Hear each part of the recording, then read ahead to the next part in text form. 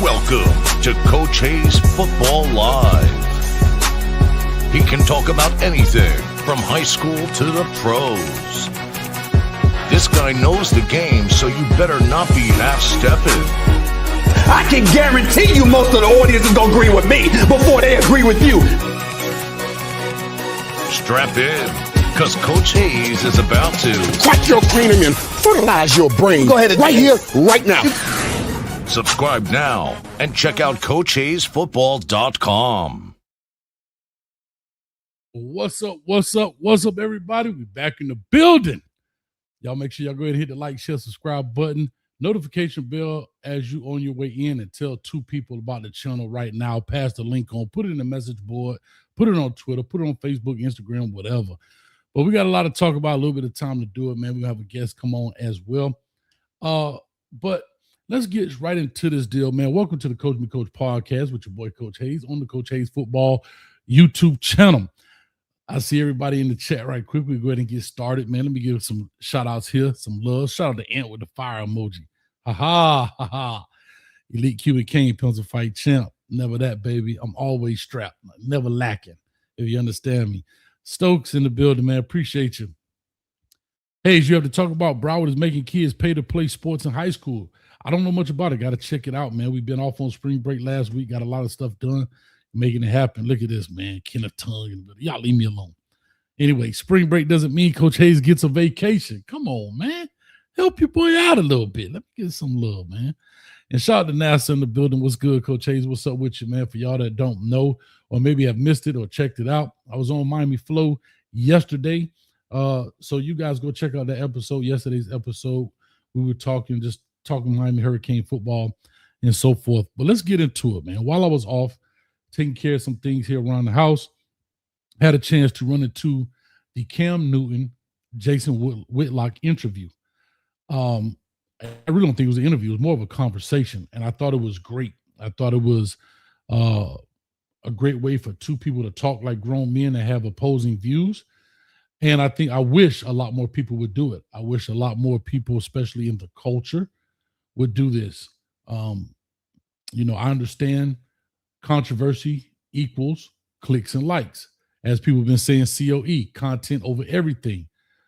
But at the end of the day, that video did extremely well. I'm trying to see. I don't even know what it had, how many views it had, but it had quite a few. But anyway, there were a couple things that went on in that video that if you didn't get a chance to see it, you definitely need to go see it. It's about an hour and a half long, but it's good. I'm going to kind of break it down, talk about it, but I got a video here that will kind of give a little synopsis of what it was, and then I'll kind of give my breakdown of it, and then we'll go from there, man. So let me put this up here now, let you guys listen to this, and then we'll go from there and get this breakdown. Let me make sure I got it properly. All right, here we go. Make sure we got it. All right, here we go.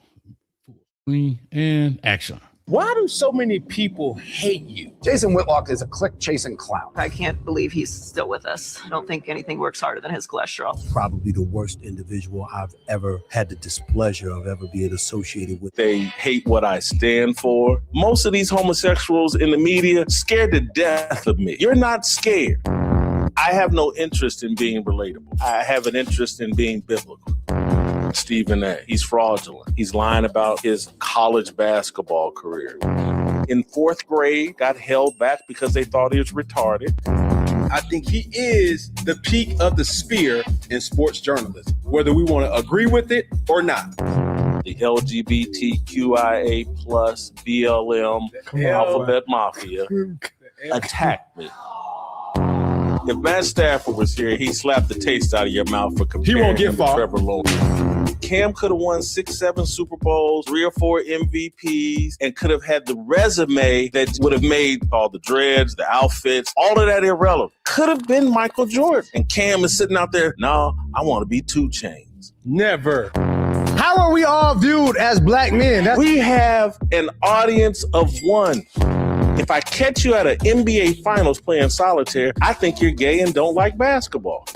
That's aggressive. Yeah. That's very aggressive. You asked, Cam. Why do so many? All right. Y'all caught that. There was a lot in there, But anyway, we back in the building. Let's talk about this, man. There's a lot to talk about. Open up the phone line, bring my guest on as well. But I'll say this first of all. I thought this interview was awesome, or I'm gonna call it a conversation. I thought it was great. I thought it was a way for two people to talk about opposing views. But guess what? It wasn't an argument. It wasn't disrespectful. It wasn't any of that stuff. It was right where it needed to be. And they talked it out. They also agreed to disagree and everything else. I'm gonna kind of go down some of the talking points here a little bit and give my point of view about them. And then, like I said, you guys, please feel free to call in. Here's what I'll say first. You look at Jason Whitlock, 58-year-old man, journalist, went to school, went to Ball State, played ball there. Self-admitting was a mid player, whatever. Cam Newton, as we know, MVP, took his team to the Natty, all of that good stuff. If you don't know who Cam Newton is, then you probably knew the football. What I think and I see here is a clash of two generations that are trying to find a way to overlap. Jason Whitlock, not a real big fan. I have to be honest. I'm really not.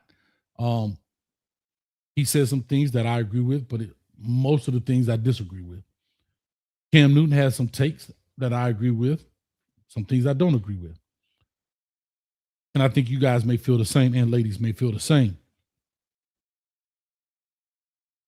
What I look at when what I looked at and what I listened to when I listened to this whole conversation was almost like a dad and a son, right? Son, pull your pants up. But dad, this is what everybody doing.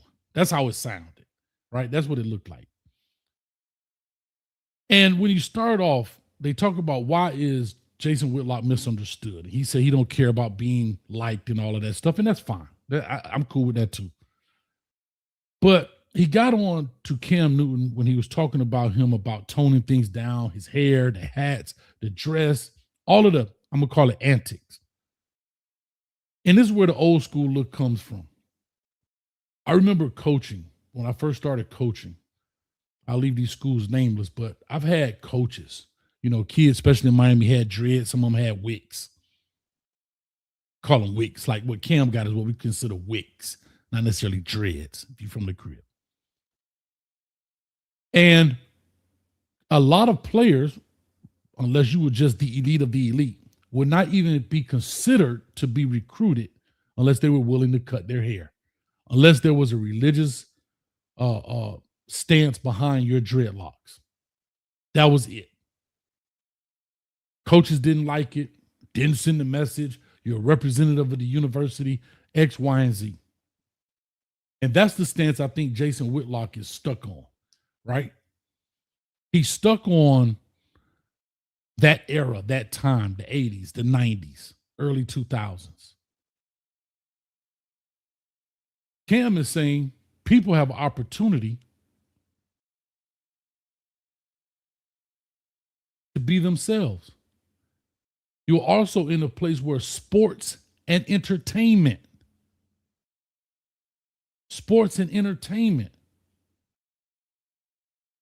is what it is. It's not just sport anymore. It's entertainment. People have to find a way to differentiate themselves in these games. How do you become marketable? What do you do that's different? What stands out?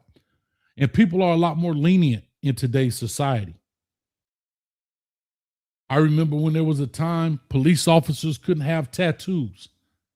You get pulled over today, dude got a whole arm sleeve. He got a whole arm sleeve going on. Police officer couldn't have a beard.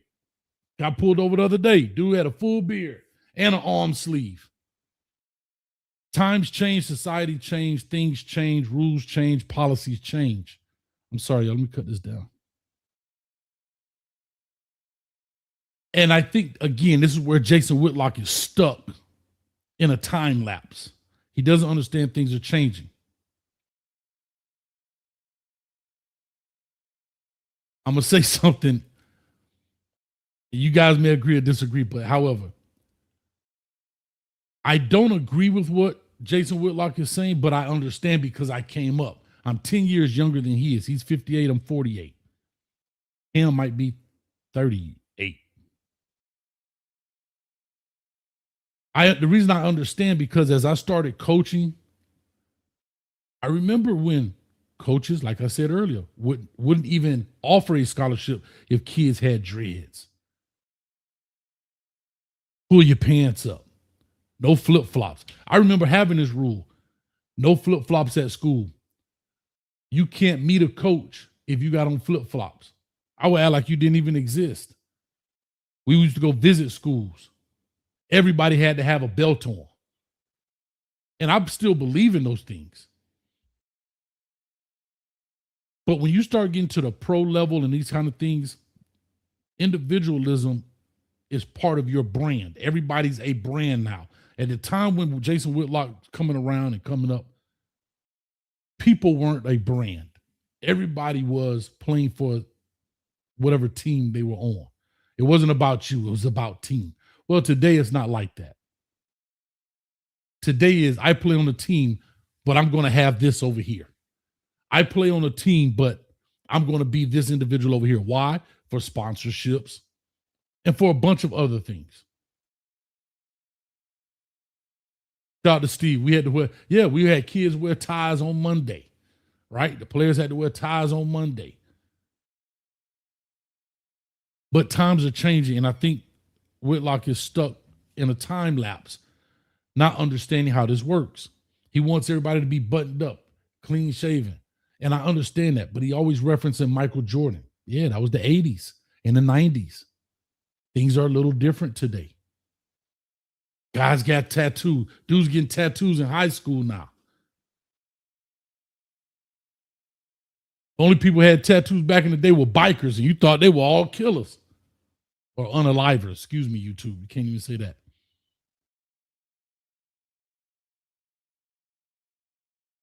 But let me go through some of this video, and then I'll give my real summary of it. In the very first part of it, Jason Whitlock's talking about Cam and how he changed in his dreadlocks and so forth and so on. And if you guys remember Cam when he first came in the league, low haircut, and the owner of the Panthers went to Cam and asked him, do you have any tattoos? Do you have any piercings? Cam said, no, sir. And the guy responded, good, keep it that way. And this is kind of maybe part of what Jason Whitlock is talking about. You gotta remember, these owners are older than him. Oh, I thought I cut the message down. These owners are older than him. So they still see things in a different way, if you understand me. So when these owners do that, I understand when they talk about the Michael Jordan approach, keep it clean. I don't even know if Michael Jordan got a tattoo. We're gonna do it a certain way. Well, again, times are different. I got you. I'll send a link.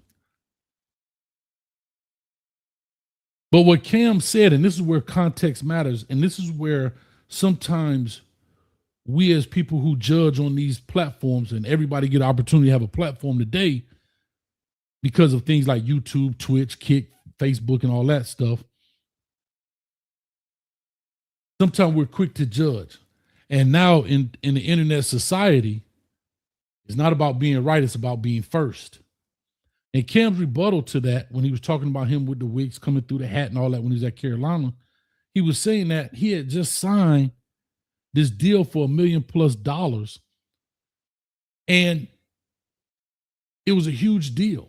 And wanting to be who he was and unmasking the football player, because like they said, 95% of the football players that play in the NFL today could walk past you and you couldn't tell me who they were. Most of y'all wouldn't even know who Revis is. Jalen Ramsey could walk past you. You wouldn't know who he was. Maybe the quarterbacks, because they get a lot of FaceTime with interviews after the game and so forth. Maybe some old linemen because they're big body guys, but you couldn't tell me their name for the most part. So when people are out here trying to create their brand, that's what they're doing. Basketball players, unmasked. Baseball players, unmasked. Every time they go to bat, They got a close-up of their face. You see them over and over. Football player walk past you 10 times a day. You wouldn't know who they were. And that's what's big there. The second thing is Jason Whitlock being called to Uncle Tom and how he critiques black athletes or black things versus how he critiques white things or white cultures or white players. Cam confronted him and said, man, can't you understand and see the difference of what you're doing? And he's like, no, I critique everybody. I will say he does critique everybody, but the question is how you're critiquing them. You're mad at Joy Taylor. I don't know why, but look what you said about her. Her brown skin, but what is it? Breast everywhere. I don't remember the exact quote. Called Stephen A. Smith retarded. Called Deion Sanders dumb. These are the headlines that are on his videos. Now, maybe he can correct me. I would love to go on this show. Shout out to Jason Whitlock. I would love to have that conversation.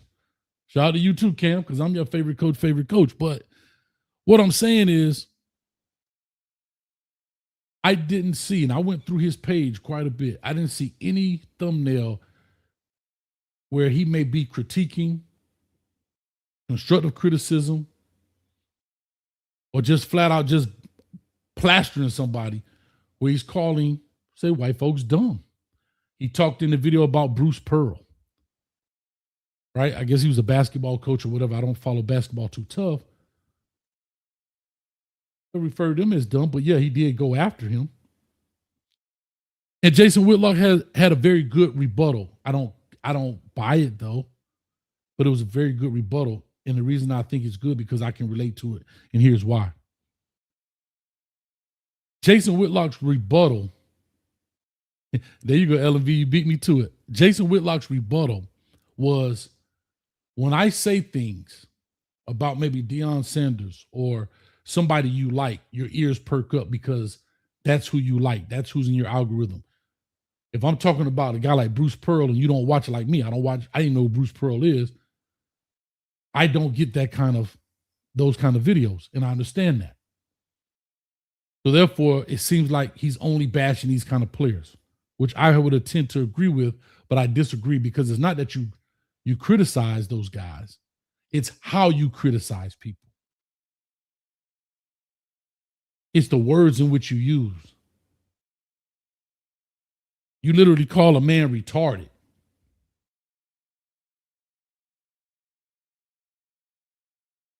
That's just tearing down. You're not being critical, whether you like him or not. And I'm going to get into that in a second. Your attack on Joy Taylor. Thank God she don't want to be a mother. What does that have to do anything with critiquing her work? And there's where the issue lies. Deion Sanders, dumb. Now, here's why I said he had a good rebuttal to that, but I think it's got some holes in it because you guys know I used to do primetime talk. And a lot of the Colorado Buffalo fan base, AKA I call them cult members, used to do me the same way. Because I'm talking about Colorado, all they hear is me talking about them. And you know what they'll say in return? You don't talk like that about Miami. Well, they don't watch a Miami show because Miami's not in their algorithm. As critical I was of Deion Sanders, is just as critical as I am of Mario Cristobal. Probably even more with Mario Cristobal. And the coordinators and everything else. So I understand that point. I understand how the algorithm can push certain things in your face, and that's all you see. So therefore, you think that's all a person does. I get that. However, the difference is, if you do your research and you look at it, by far, I believe Jason Whitlock does not attack counterparts in that way. I remember doing the show with Chico when we did the prime debate. I remember the very first show, I said, look, bro, I don't mind doing a debate show, but I don't want to be Jason Whitlock. I remember saying that to him. And on the very first show, guess what? Rico, my man Rico that calls in, he called me Jason Whitlock. Shout out to LMV. She remembers that. Dakota already said you're like Whitlock. Exactly. Because that's all they saw. They had nothing to compare it to. And that's where, I think the problem lies when it comes to this. So I think he's very critical because he has an old school look and he's stuck in his time lapse of how we should be, of how we should do things. But what I think he's missing, and I'll be the first one to say that, I understand that. But what I think is missing is the entertainment value side of it. When you go to a job interview, would I hire a guy like Cam? The way he looks coming in, I don't know. A guy with a Celtic jersey on, with a bow tie and a blue dress shirt? I don't know. I don't think so. But I also know and I believe that Cam knows that if he's going to a particular event, he would dress accordingly.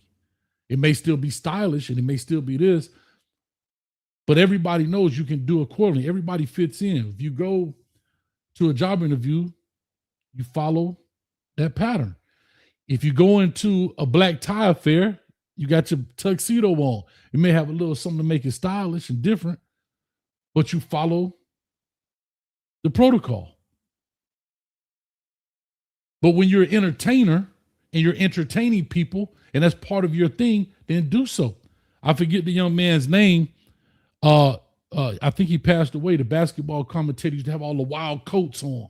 Then he had all the wild different coats and Kevin Garnett got on him like, man, go burn that. That was his thing. Jason Whitlock didn't tell him to tone it down. He just said, no, go tone that down. Right? He told him to cut his hair. And Cam brought up a great rebuttal. Well, what about Trevor Lawrence? He didn't cut his hair. The great Tom Brady had long hair. Now their hair looks a little different because of the style. It ain't gonna wick up. What about Bill Belichick with the cut-off sleeves? Matt Patricia with the scruffy beard? Fitzgerald? They don't look the part.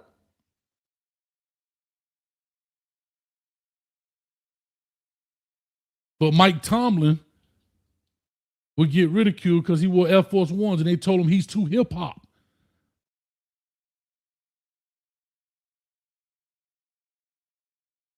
He's too hip-hop because he wore Air Force One. He a coach. I dressed the part. I got Pittsburgh Steelers stuff on and I got Air Force Ones. I'm too hip-hop. But Bill Belichick coming here with a cut-off doggone hoodie. Matt Patricia, like he just jumped off a lumberjack truck. No problems. And these are the things we talk about when you ridicule.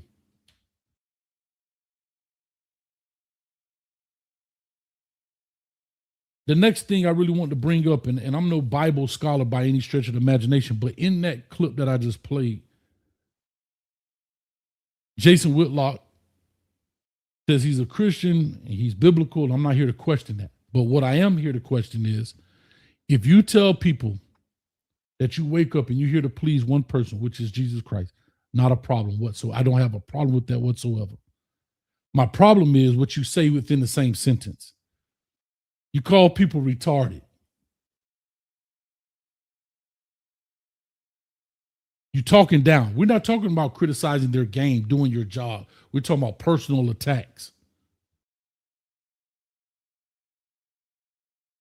Did a little research here. Matthew 5:22 says, but I say to you that everyone who is angry with his brother will be liable to judgment. Whoever insults his brother will be liable to the council. And whoever says, you fool, will be liable to the hell of fire. That's just the first one I found. There's plenty of them. Ephesians 4:29. Let no corrupting talk come out of your mouth, but only such as good for building up as fits the occasion, that it may give grace to those who hear. And you calling somebody retarded. You talking about Joy Taylor. Even Stephen A. Smith, and I'm going to get into that. But you saying that you're walking or you want to take this walk in your faith, which is cool, fine. But these are things that you truly can't control. And I'm no Bible scholar. I looked this up. And it's probably about 40, 50, 60 different things that you can talk about. From Proverbs, James, Matthew,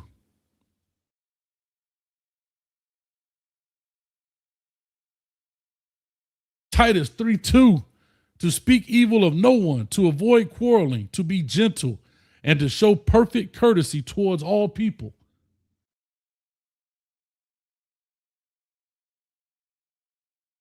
But in the same interview, you call a man retarded.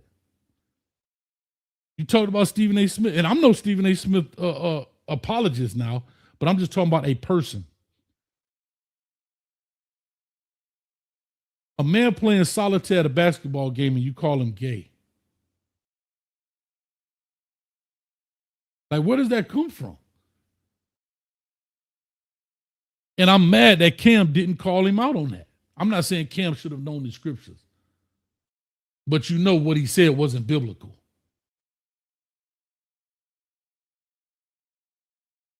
And this is no hate. This is just me pointing out the hypocrisy. You want to get on here and tell people to do this, this, and that, and then you tell me you walk by faith, and then you're doing just the opposite. Come on, Jason. Come on now.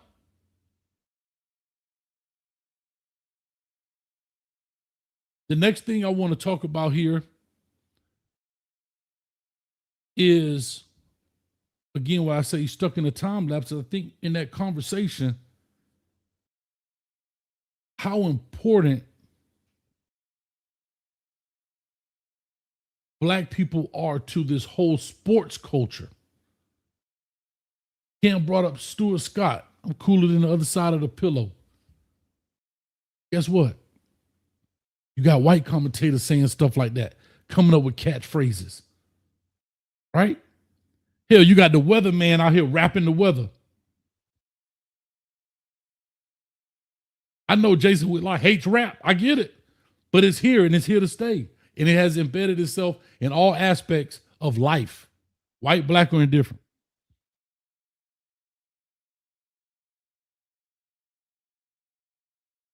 And I want people to understand this too, where when Black folks come into sports, they take over the Venus and the Serenas, Arthur Ashe, Michael Jordan, LeBron James, Steph Curry's. And they all got their thing. I don't know what his hate is for LeBron. I don't know. Even my man, Gael Milfis, I know he's Tennessee. I see him all the time. I learned his name, the French tennis player, Black dude. He do all type of antics. But what is he doing? He's building a brand for sponsorships. And you talk about tennis, that might be one of the lighter sports out there. He got dreads.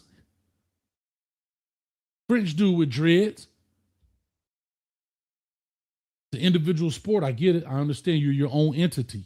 However, we're talking about the look. And he's clocking big time sponsorships. Now let me get on to Stephen A. Smith. Stephen A. Smith, apparently Jason Whitlock hates this guy because he thinks that he fabricated his college basketball career. Okay, cool. I get it. The timeline don't line up. He brought up some other guy that they say, whatever. He shouldn't be the face of this, that. But here's where I have an issue, and I talk about this all the time. Don't hate the player, hate the game, Jason. And I'm going to be very honest. I get the fact, okay, you want to call him out? Cool, great. But you are so mad at Stephen A. Smith. But why are you not mad at the people that gave him the chance? You think they don't have that same information? The people at Disney, ESPN, they hired him.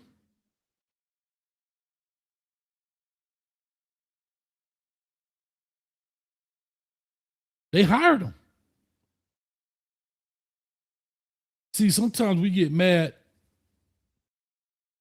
on the surface level of what's happening right here, but find out the root of the problem. Why are you not blasting those guys? Why are you not calling them retarded? Why are you not calling the CEO, the owners, or whoever runs ESPN and those guys? They hired him. They the one gave him these big time contracts. If they know he's a fraud, as you say, then why would they hire a fraud?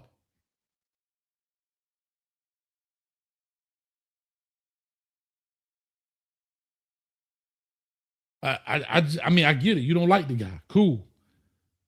I'm not a Stephen A. Smith fan. You say some things I agree with, a lot of things I disagree with. However, for you to spend that kind of energy, it does have a jealous feel to it. Like you want to be the guy. But here's the difference. He gets the views. He's got the antics. He's got the verbiage. He's got he articulates and he try to use big words and like T.I. expeditiously because it is entertainment. And Jason is not that entertaining. Sits in a chair. So let me tell you, very monotone. A lot of people listen, but a lot of people are not entertained. You are so caught up on the context and the content, and I'm with you. But you can be entertaining at the same time. People want to be entertained. It's just what it is. And that's what I don't get and understand about this whole thing with Stephen A. Smith. You call a man gay because he's playing solitaire, but yet you living biblically? Come on, man. I get it, I guess.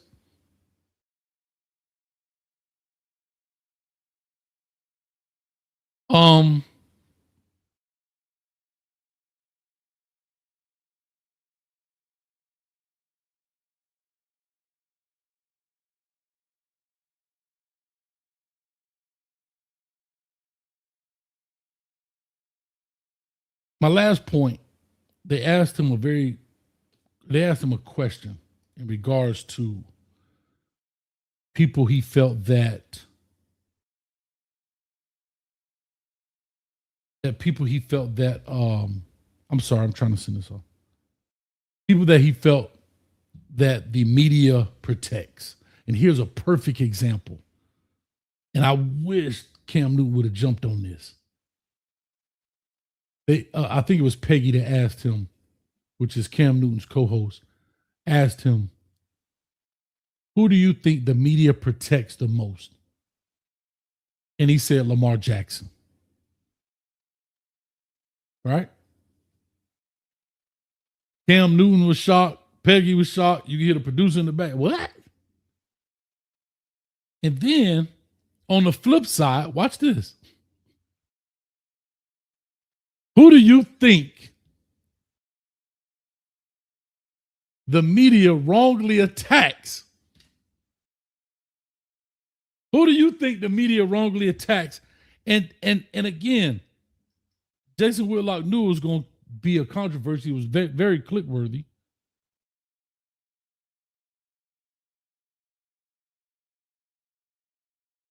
He said, Brett Favre. Brett Favre.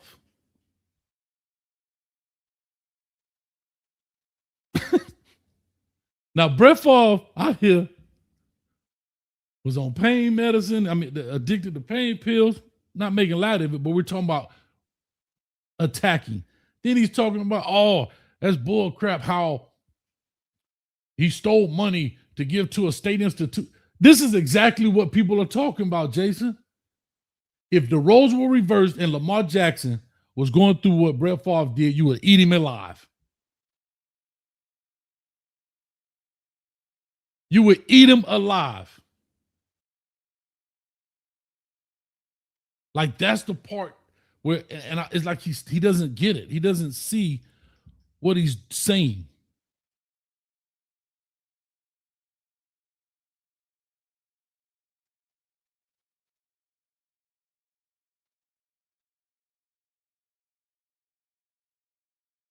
I just sent the link.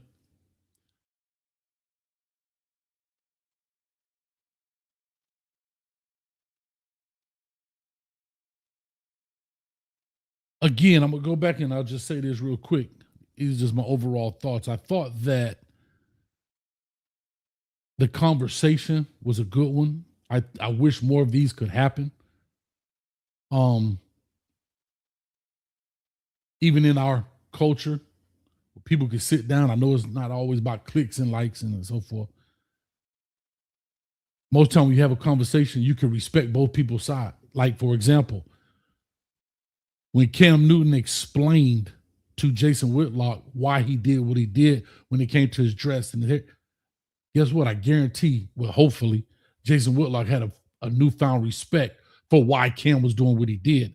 And then he goes on to tell him, man, you could be this, you could be that. It's almost like passive aggressive, backhanded compliment.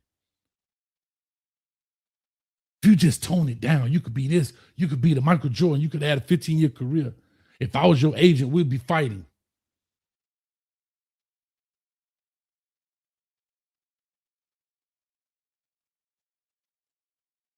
But let me explain something to you about this culture, Jason. One thing about it, I'll say this when it comes to being trendsetters and pioneers in sport, people try to rebel against it all the time. Guess what?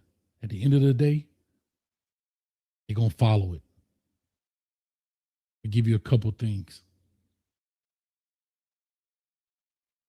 Running quarterback part. Ooh, Jason Allen can run. Aaron Rodgers can run. He's just a runner. Guess what? That's what they're looking for now. Look what they do with Jalen Hurts now.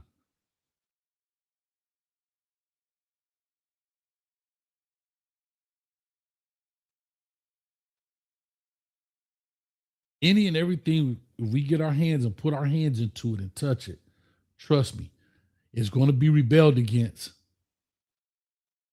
But eventually, it's going to take over. Rap ain't going nowhere. Hip hop ain't going nowhere. You're right. It ain't going nowhere. That's just some people playing. It ain't going nowhere. It ain't going to do nothing. Look at it now. This game is changing right in front of you. And it's like you stuck. And you know what's amazing? As I was doing a little research for this, Jason Whitlock used to be wearing the Malcolm X hats, buttoned up with the loud shirts on.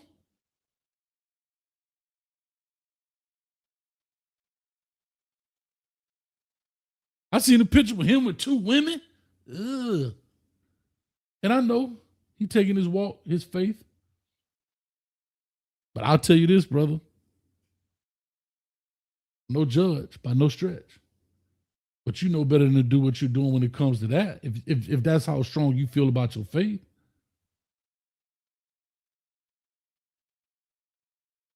And that's all. I just really want to kind of say that, put that out there.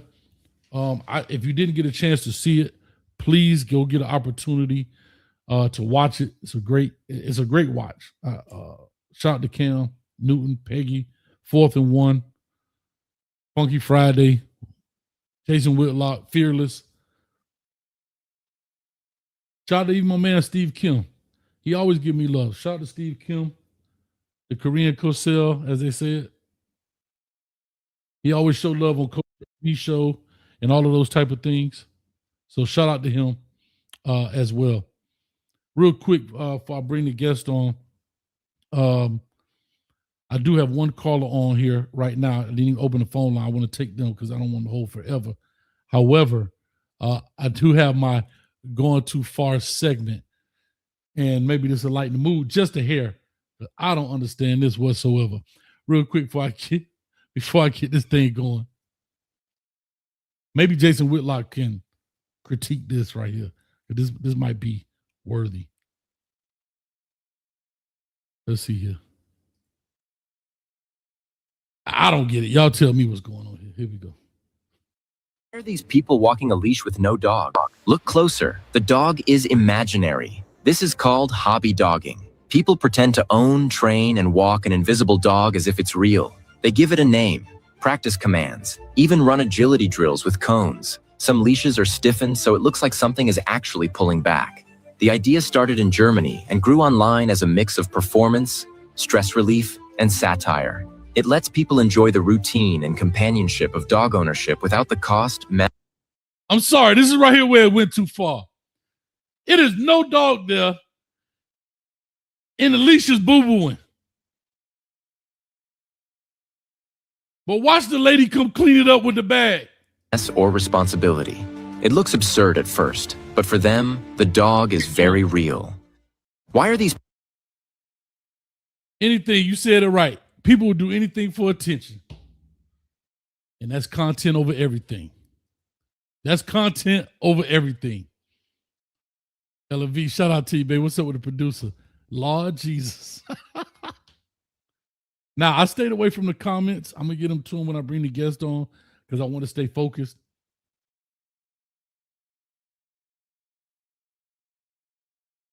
Some people need to be just locked up, bro. I'm sorry. The man had a leash that boo-boo, and the lady came and cleaned it up. What are we doing? Owens T, you right about that, boy. All right, let me get this 2019 in here. Oh, I think this is my man from Cali. Real quick, talk to us. Coach, I got one thing to say to you. No matter what the flavor, somebody gonna drink the Kool-Aid, man. Somebody gonna do it. I'm not a Whitlock fan, but Whitlock was on ESPN before Stephen A. back in the day. He had that same opportunity. I'm not a Whitlock or a Stephen A. fan, but I can appreciate what the man do. The man got views. People like him, you know. Whether you like him or not, you got to congratulate him. But Jason, man, come on, man. That's a classic hater, man. You know, I tell people like this real quick. It's Cali Mike, right? Yeah, Cali Mike. I tell people this all the time. Some people like Pepsi, some people like Coke, right? They both sell, and they both billion-dollar companies. I don't understand, and what I don't understand about him is he's so quick to talk about the culture, but what he's doing is actually perpetuating the same thing he hates. Talking about another man on your record. Why? Exactly. Like, why? Like whatever Stephen A. Smith does, he does. Whatever. But if you want to critique something, I have no problem in critiquing. I have no problem in constructive criticism. I have no problem in any of that. But especially if you're going to be a man that you're talking about you walking by faith in, this is you wake up and you're biblical, and that's all you care. We are an audience of one. It's only one person I'm trying to please. These are the words that came out of his mouth. And in the same hour, you call the man retarded. You called him gay. Didn't he call him gay too? Yeah. Coach, come on, man. For playing solitaire. For playing solitaire. Come on, man. Stop playing, man. If you're religious, but stop playing, man. Right. And see, and I wish Cam would have jumped on that, or Peggy or somebody, to say, bro, that's mighty hypocritical of you. Because we're not critiquing Stephen A. Smith for what he's doing from a job perspective. Or even, hey, man, how serious would you take a sports commentator when you're at a basketball game, championship, whatever, and your focus is more on what? Playing solitaire than the game. And here's how you make it in. And Cam, this is exactly what I mean. He took his eye off the ball. You're there to give us the best reporting and content we can from a journalistic perspective, and you are spending your time playing solitaire. I have no problem if that was his statement. You get what I'm going? But Coach, couldn't that be Stephen couldn't that be Stephen A's way of telling us that this game boring, or he just doing something that, you know, like people do sometimes when we watching games and it's not interesting or it's boring, don't we phase off to do something else or start talking to somebody else or do things. He just letting you know he human too, you know. But Stephen A, like I said, I'm not a fan. I don't watch the show. I listen to guys on YouTube and watch YouTube. But my thing is, that man got the views. People like him. And you got to respect that. And to me, I don't like or listen to Whitlock at all. I used to, but come on, man. You just hate and more hate for what? What's the purpose? You ain't nobody. You're not getting where Stephen A at. You had your opportunity too. And Stephen A wasn't the first black man with a sports television show. Right. And here's the deal. If you want to be so buttoned up, and I hate to say it this way. Well, how'd that work out for you, Jason? Why are you not Stephen A. Smith? If you're so buttoned up and clean cut and no tattoos and you speak well and you went to Ball State and all of these things, why are you not at that particular level? Because maybe you're not entertaining. That's what he wants. That's what he want to be. Yeah, but you don't generate the views. And that's what this game is all about. And that's what I'm saying. There you go. He's a guy, I believe, that's just stuck in a time lapse, right? He's credible. He's been around for a long time. I'm not taking anything away from his journalistic accomplishments. But we're talking about the game is different. You know, back to old Nick Saban, if you don't adapt, you're going to die. You got to adapt in this game. And guess what? You saw Stuart Scott and people like Stephen A. Smith where they came in with the one-liners what you call it, Dick Vitale, right? He tell Dick Vitale to, Yep. There you go, baby. Diaper dandy, baby. Right? That was his thing. He's a PPPer, right? That was their thing. But when it's like when we do it, it's an issue. You got to stay buttoned up. Well, it's an entertainment. You know what ESPN stands for? Do you know what it stands for? Entertainment Sports Programming Network. Come on. It starts off entertaining and sports programming network.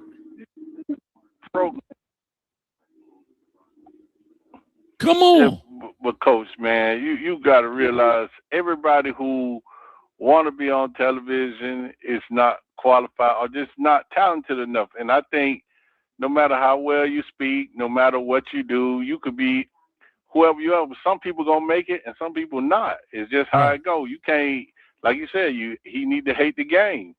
But go back to what I told you, Coach. It's no matter what the flavor, somebody gonna drink the Kool-Aid. And Stephen A. Smith, people love that Kool-Aid, so just because Jason Whitlock, nobody ain't drinking your flavor, no matter how you switch it up. Like you said, he used to wear the Malcolm X hat. He used to do all these different things. He done tried it all. It's just not working for him. Yeah. So don't hate the man who game it is working for. Don't hate him. That's why I say don't hate the player. Him and keep it moving. But that's why I say don't hate the player, hate the game. For example, it's levels to it, Coach. It is levels. But I just want to say this last thing, and I got to get my guest on. But here's what I just want to say to you. That's why I said earlier, okay, you can say what you want to say about Stephen A. Smith, but why are you not mad at the people that gave him the opportunity if you thought he was a fraud, using his words, and the ESPN head, the upper brass, you don't think they could figure out if he went to Winston-Salem State and he shot 17 3-pointers in a row and got a scholarship right there and yada, yada, all the stuff that you're mad about. If those people still gave him a chance, guess what? That would be just like me coming on here right now, right? I'm mad at a guy that got a job in front of me at college, and I'm on YouTube. Man, that dude, man, he knew somebody. That's the only reason. No, favor ain't fair. Favor ain't fair.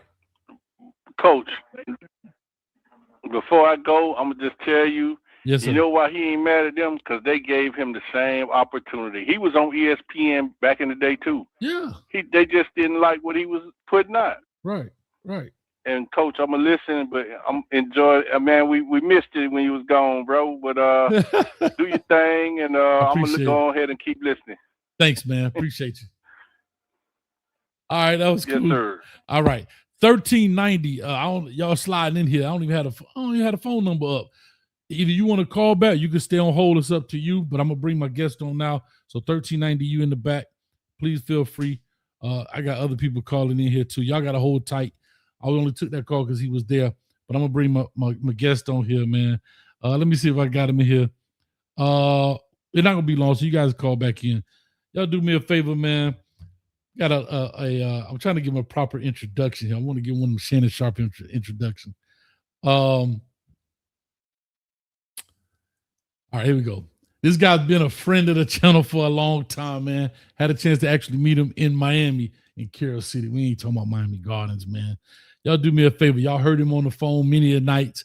Y'all clap it up for my man Jamel from DC, baby. What's up, boy? I got to put the Dell State on today because she got on me last time, so I had to put the Dell State on. You got the Dell State on? All right, now, if you got warrants, you better not be on here because they can see your face. Nah, we good. All right, so real quick, man, this is Jamel from DC here in the building. Y'all check him out. So now y'all can put a face to a name. Real quick, Jamel, appreciate you, man. Like I say, man, you've been hanging out, helping out this channel a lot, and I know we've had some conversations. What do you think about all that I said? Maybe you had an opportunity to watch the interview or whatever. What are your thoughts on it before we open up the phone line again? So when I was watching the interview, the first part, I understood both of their perspectives, but something you said that was what struck me as well. I think that Jason Whitlock started to be hypocritical, right? So I think, the standard in which he was holding Cam Newton to, at first I'm like, okay, I see what he's trying to say, clean image, this and that. Like I was following him, but then it just became super hypocritical where what I really think the issue is, like the point you said, he didn't want to adjust with the times, right? So he's stuck on how things used to be, where when he was coming into the industry, before people started to have their own platforms and could do things like you're doing right here and create a fan base and all these things, before you could start to do that, you had to go like corporate through ESPN. And unfortunately, you had to have a look. You had to maybe suit and tie, clean cut, face cut, all that kind of stuff. So I think he's not looking at Cam Newton from the standpoint of, okay, this is a different era. Now, you may not appease to the corporate crowd, but you do have a crowd that works for you. Cam Newton was actually at Delaware State University when I think Dale State played Norfolk State, and ESPN First Take went there. Stephen A. Smith had on a varsity jacket. Cam Newton had his hair, his style, his way. So I don't think it's a problem with that. And I don't think Jason Whitlock was really hearing him as he was saying that. He was more stuck on, hey, you could be Jordan if you just did it like this. But he wants to be him. So to his point, it's kids in the neighborhood that look up to me that would say, man, if Cam Newton could, I dress like Cam. I talk like Cam. I come from where Cam comes from. I can do that. I have the same hairstyle as Cam. I can do the same things that Cam Newton. There's an opportunity for me, maybe outside of rapping, playing football, standing on the corner, whatever it is, there's an opportunity because he looks just like me. That's what Cam Newton, that's all Cam Newton was trying to say. Like, look, I don't want to look like Stephen A. Smith. I don't want to be Stephen A. Smith. I want to be Cam Newton. Where Jason Whitlock is looking at it like, well, Gatorade and these companies accept you if you look like this. Well, maybe Gatorade might not accept me, but this company in Atlanta accept me. I can go to sleep at night. You know what I mean? So I think that was kind of the back and forth right there. And to your point, he was being hypocritical. And I'll say this too. Money isn't everything for everybody. Everybody doesn't have to be a billionaire, right? More money, more problems. Shout out to Biggie. But Cam has also given a lot of money. His C1N, 707, all other things he does probably in the Atlanta greater area, all of those type of things. But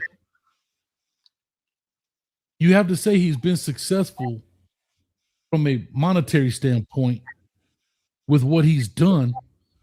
And I don't know his pocket by no stretch. Could he have? Sure, he could have.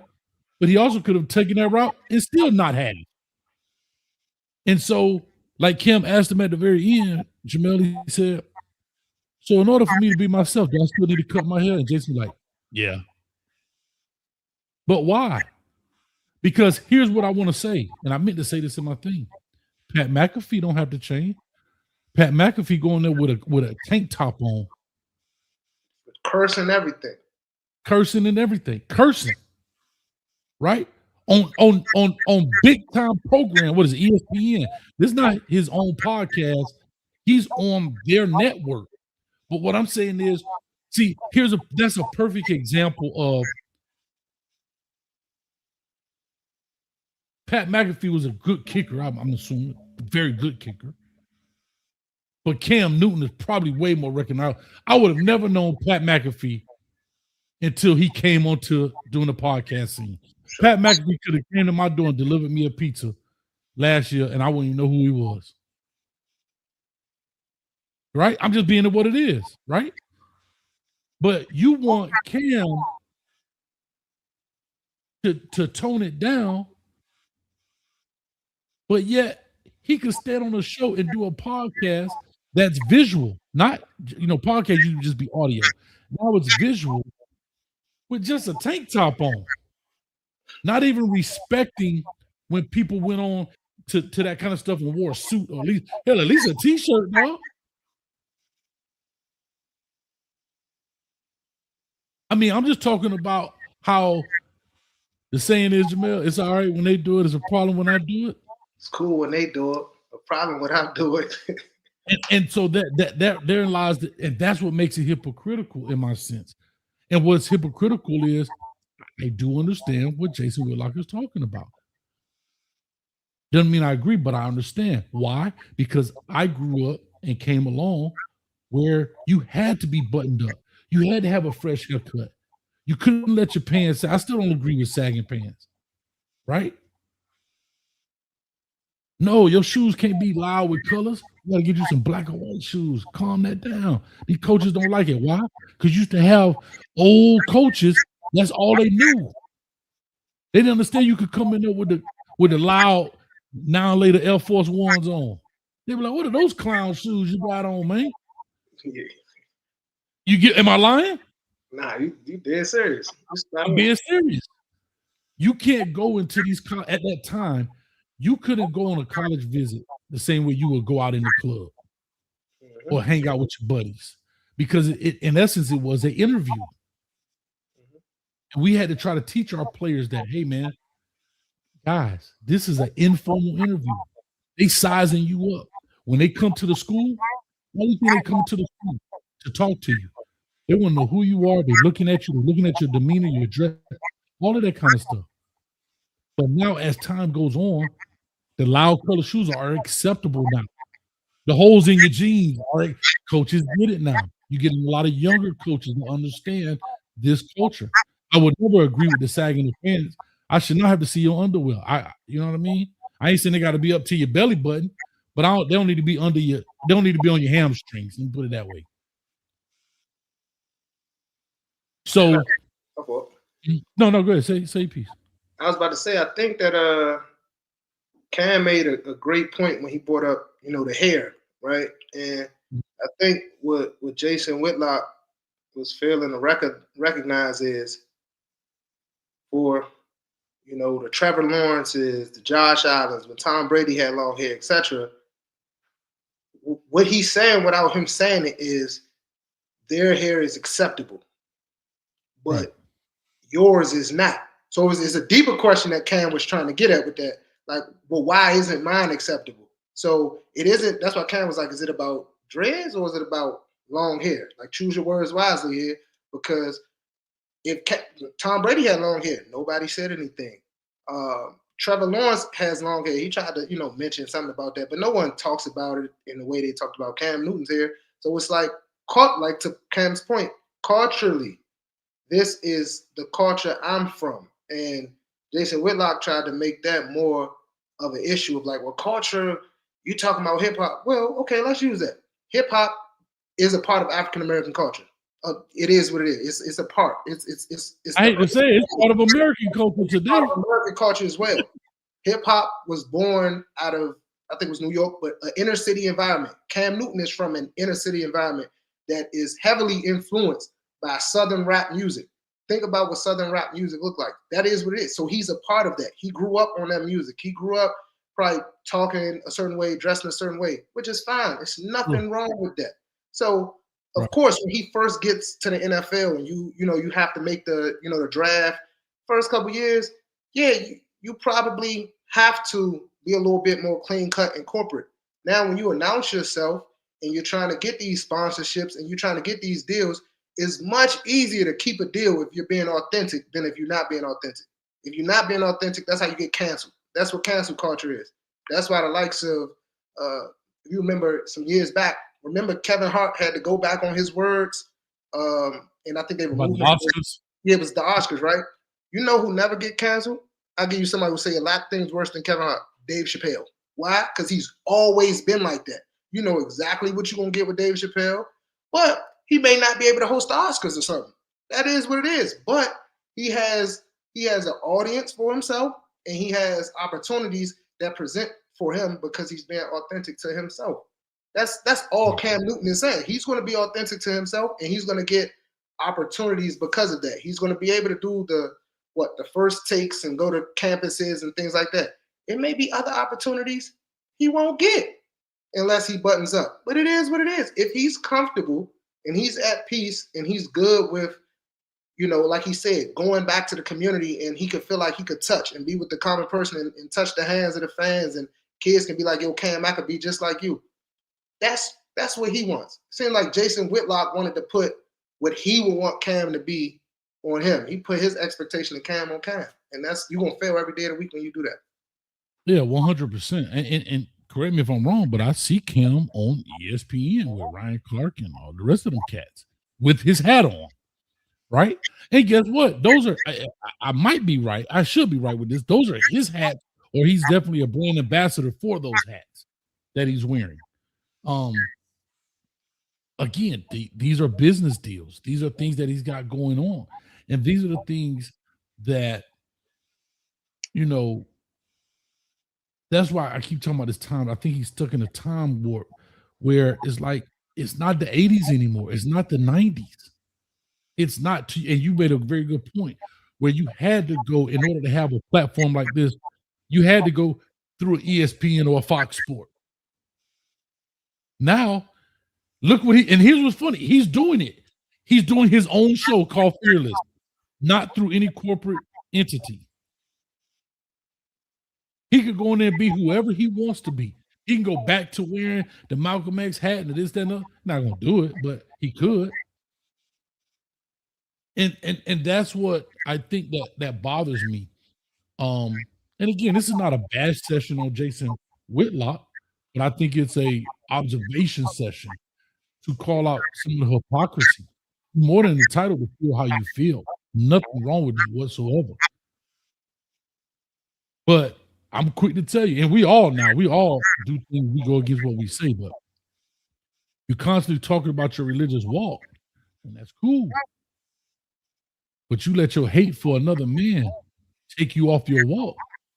How dedicated are you to your walk? But yet, you want Cam to be dedicated to what you want him to be dedicated to. See, that's what's hypocritical to me. That just because you don't like Stephen A. Smith that much, not anything he's done to you, he hasn't done anything to you personally. Like, he screwed you out of a job, blah, blah, blah, blah. He told people he shot 17 threes in a row, and this, that, and other. You call him fraudulent. Cool. But that got you that mad that you willing to get off the beaten path of your faith, but yet you want Cam to walk the path you want him to walk. When he been, you see what I'm going? Like that's what I'm calling out there. Like, that's the crazy part to me. And the thing is, it's not like it was a slip of the tongue. That's something he's been saying for quite a while. To call Deion Sanders dumb. Come on, man. You may not agree with it. And I saw the episode. He was talking about the biblical part of it. and you trying to hold Deion Sanders to his faith, yet you're not even being held to your own faith. Like that's the part that's hard for me, man. Hey, look, Coach, I can say this to what you just said. If Jason Whitlock is talking about, and again, this is like, it's not a bashing session. This is just us going through, that interview. But if Jason Whitlock is talking about how Cam is showing up, and essentially how that's not, up the correct corporate realm to get where you want to go. When have we ever saw people on ESPN or TV talk about people the way he talks about people? The way he talked about Joy Taylor, you wouldn't say nothing like that on the air before. The way he talked about Deion Sanders, you're not saying things like that on the air before. So those are the things that we talk about. It's hypocritical in that sense, where you may be mad at Cam or whoever for maybe dressing these ways and doing these kind of things, but in the same breath, you kind of doing something very similar that typically isn't on TV, but just a different way. You were never able to talk like that on ESPN before. That was out of the question. You had to be very, proper on ESPN. So I think he got, some kind of things he need to work on as well if he wants to, speak in that regard about people on those platforms, in my opinion. Yeah, like hold on, I wanna put this up because a lot of people didn't sorry, a lot of people maybe didn't see it. A lot of people may not even know who Joy Taylor is. You're sleeping under a rock. But anyway, let me put this up here right quick. Here's a perfect example. And we're talking about biblical now. Listen to this. I know what I'm capable of. And that big rack of hers that she showed off, it's just, and that peanut butter skin with that big rack. Like, Jay, keep your distance. I know what I'm capable of. Bro. That big rack of hers that she showed off constantly. It's just, and that peanut butter skin with that big rack. Like, Jay, keep your distance. Now everybody backslide now. Hold on, I'm sorry, my bad. Everybody backslide a little bit now. Javale. But you on camera saying, it's not like it's a hot mic. That means you plan to say these things. You get, like, that's my difference. It's not like, hey, I forgot to hit the end stream button, and I'm like, boy, you see Joy Taylor, boy, that big record and that caramel skin. Oh Lord, hot mic. You know what I mean? You like, that's the part that's like, how are you going to hold somebody to something and you say you only wake up every morning to please one person, but you sat down in front of a camera with a microphone and said those things out your mouth? Come on, bro. I just can't go, because you're playing the same game everybody else. You knew it was going to be click worthy. So in that particular instance, sir, you didn't do it to please Jesus. You did it to please your pocket or to please your subscribers or your ratings or whatever it's called. Because again, it wasn't a hot mic moment. Somebody caught you, or you was on the phone, somebody recorded you. You sat down like this. That's your Taylor, boy. All right, here we go. Ready? 3, 2. Joy Taylor with that rack of hers. And I know what I'm capable. Come on, bro. Come on. That sounds crazy. Crazy. Hey, look, what if somebody would have came back and said, what you mean by that? What are you capable of? What do you mean by that? Like, that sounds crazy. Just man,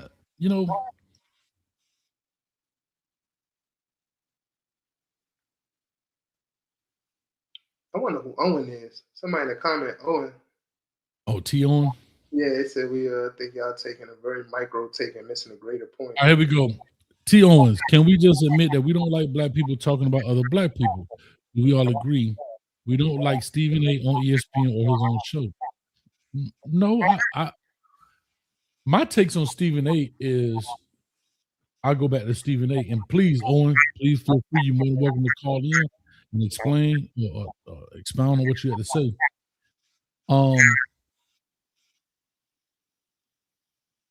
I think the thing about Stephen A. is that, like I say, sometimes he hit and miss.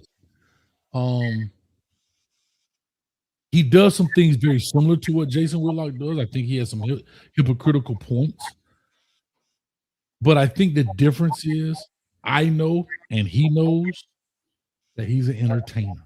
And the difference between he and Jason is Jason's whole platform is about keeping it real and being authentic. And I think Stephen A. is kind of like Acho. Whichever way the wind blows, I'll go. You know what I mean? Because I know that this is a game about clicks and likes. I get it. I get it.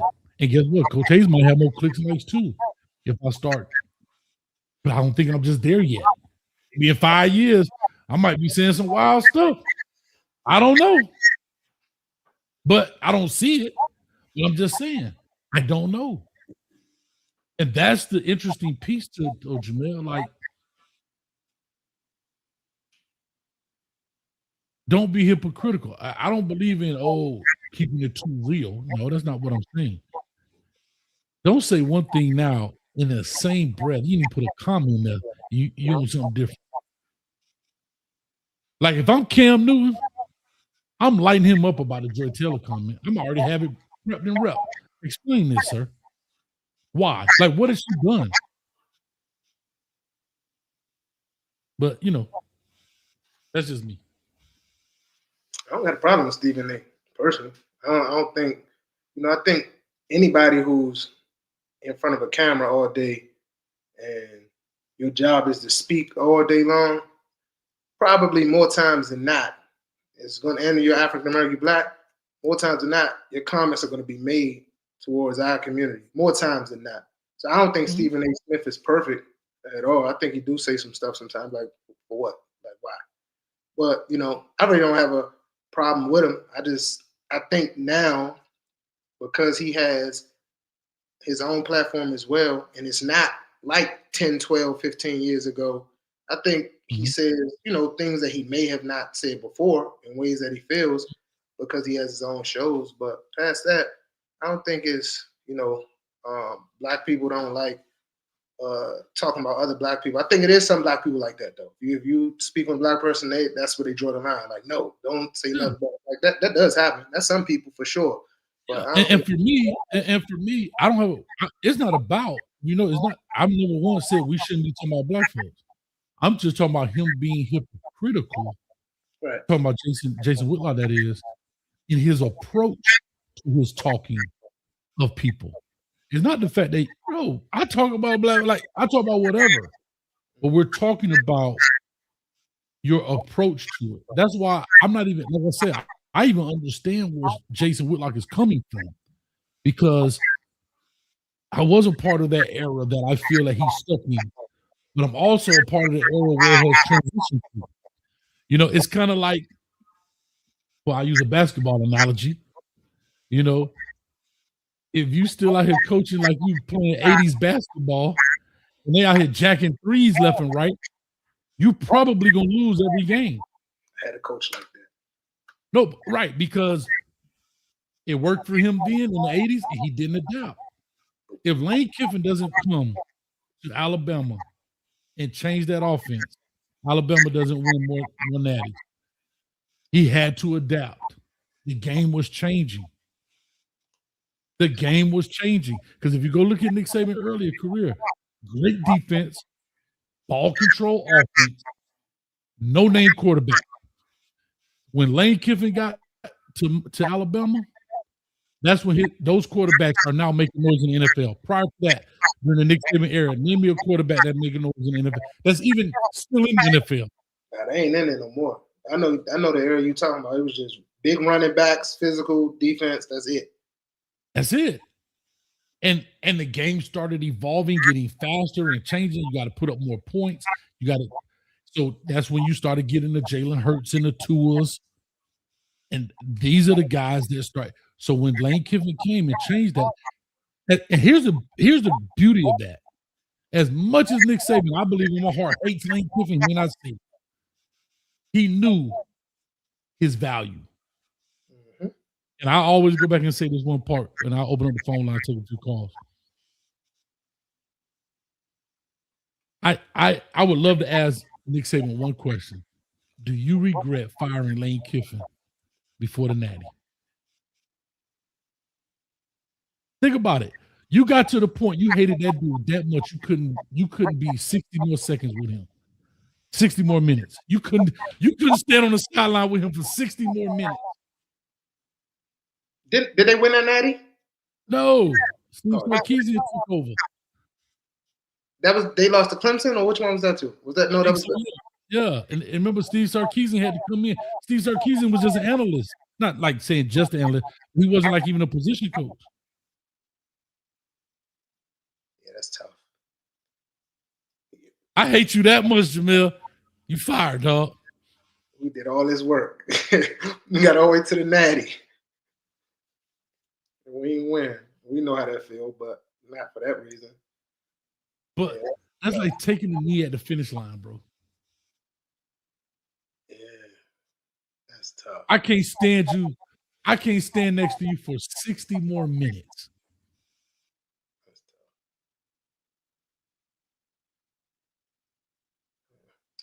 Now, I'm not saying it's a guaranteed win, but I think the likelihood was high that they probably would have probably won.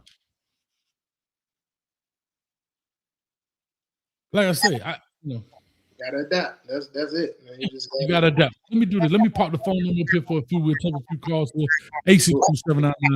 862-799-9956. Do me a favor, turn your mic down just to hear about it. We're getting a little feedback. Other than that, we're gonna rock and roll. So for those guys that had called in earlier, do me a favor, you please feel free to call in. We talk about this subject here. But y'all own it, boy. I got a 1390 on the line. Give me 1 second. Let me see here. All right. Hold up, real quick for an answer. What you think about my going too far, man? What's up, man? What these people on, bro? Gone too far? Yeah, what you think about? I missed the part. What you say the gone too far was? I missed that part. Oh, you ain't see it when I played the video to going too far? Oh, yeah. Nah, I did see that. Man, listen. Hey, I tell you what, you can't do that in Dubai. You can't do that in Dubai. You can't do that in another country. That's called American privilege right there. Where you walking around with a fake, not just a fake dog. I can't even say a fake dog because there's nothing there. Fake means it got to be something there. An imaginary dog with a collar, and the collar uses the back. I don't know if you can say. Let me tell you something. I'm gonna blow your brain open. Watch this. That might be It started in Germany. That might be a little mental illness, coach. I ain't gonna lie. It may be a little. Well, I'm gonna blow your brain open. Go ahead. Say whatever you say that. You probably was born. When were you born? In the 90s? Yeah, I was born in the early 90s. In the 80s. Yeah. Shout out to the Dade County Youth Fair. Now they probably had them at fairs across this country, but they used to sell a leash like that where you were walking a fake dog. Put it in the chat if I'm lying. If you're from Miami, most of the time the leash used to be blue and white and it was stiff and it had a collar on it, and people used to walk around like that, like they were walking the dog. They called it invisible dog. Was it for kids? Well, yeah, it was at the county fair. It was at the fair. It wasn't a competition. In that video, though. I didn't see a kid in that video. No. What I'm trying to tell you is it's funny how they've taken something that was a gag gift and, to be funny, to be something that has now become something that's social, and people have now started to gather around to make something out of it. And the fact where the going too far part was Buddy had a leash that doodled on the concrete, dog. That's gone too far. Gone far was just okay. I'm gonna give you an example, Coach. Let's say you got one of your good friends or something, and they single, right? And they looking at this girl that's in your neighborhood, and she bad, it's like she fire, right? And so now, let's say you got it's a shorty in your neighborhood, she bad as I don't know what, right? And your homeboy come through, and he like, man, Coach, who that right there, man? But you see her every day, waking up at 7 in the morning, walking this imaginary dog. What you gonna say to your friend? What you tell me what you gonna say to him? Boy, go holler at him, boy. Nah, you dead wrong. Yeah, I would. I'm telling 12. Hey, boy, go holler at him, boy. Nah, I want to see him crash and burn. I want to see him crash and burn. I'm telling my friend right away, bro. She old. Stay. Don't even look in her eyes too hard. All right, well, here we go. I'm gonna say this. And I'm gonna get 1390 on the line. Go ahead. You said going too far. Yeah. The part that was gone far AF was the fact that dude was holding the leash that boo-booed on the concrete.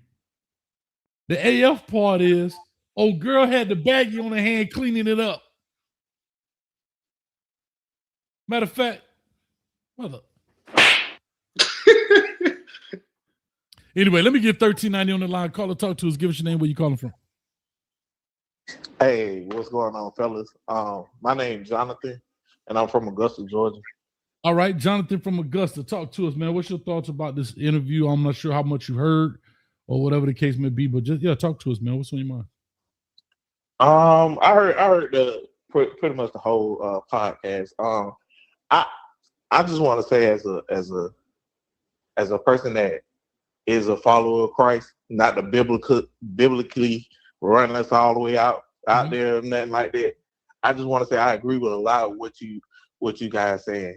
It sounds a lot of hypocritical. It sounds like a lot of hypocritical talk. Mm-hmm. Like and this is not to attack him. This is not to come at him and down him or nothing like that, because I don't know him. It just sounds what it sounds like. You can't say you love your brother and call your brother an idiot. Right. You can't say I want to love my neighbor as myself and call my neighbor an idiot. It don't work that way. And that's why people who hear the name Jesus or hear the name or hear religious people, as they call it, religious people, and when they speak about God and Jesus or Christ or whatever, they get offended because people like him attack people. They don't love on people. Like, there's a way to correct somebody. If you think they're being misguided, let's say it that way. If you feel like they're being misguided, there's a different way to address the issue that you personally have with that person, than to go out to fully and calling them ignorant or saying vile things to them. Like, there's just a different way. That's the problem I have with. I've started having with Jason Whitlock, especially becoming a new Christian. Like, that's my problem with him. Like, hey, bro, if we in this walk together, you got to give us a better example of the walk. Because if you're going to be an example for the walk for people, that's not the way we're supposed to walk. And that's all I really want to say. Because Cam could have explained on that a little bit better too, because his father is a pastor. Yeah, he is. That's where Cam doesn't really dig into him. But I know Cam has his own way of doing things, not judging Cam either. But, that's just how his example is not the example that we should set forth. If we're going to be. Yeah, and the thing is, I'll say this. It's not even about the gotcha moment. My whole thing is, my whole thing is we all, I'll just say, misspeak. We all say things, especially when you get on this camera as many times maybe I do or other people or he does. You're going to trip yourself up. You may say some things that contradicts one another. That's okay. But knowing hypocritical statements, I have a problem with. That's my issue, right? Facts. A knowingly doing something hypocritical where you can control it, meaning, oh man, what in the world? Hey, cut that out. Because I don't think he does live videos. They get edited. No, they pre-recorded. So that means you have the power of the pencil. You either write it or turn it over and erase it.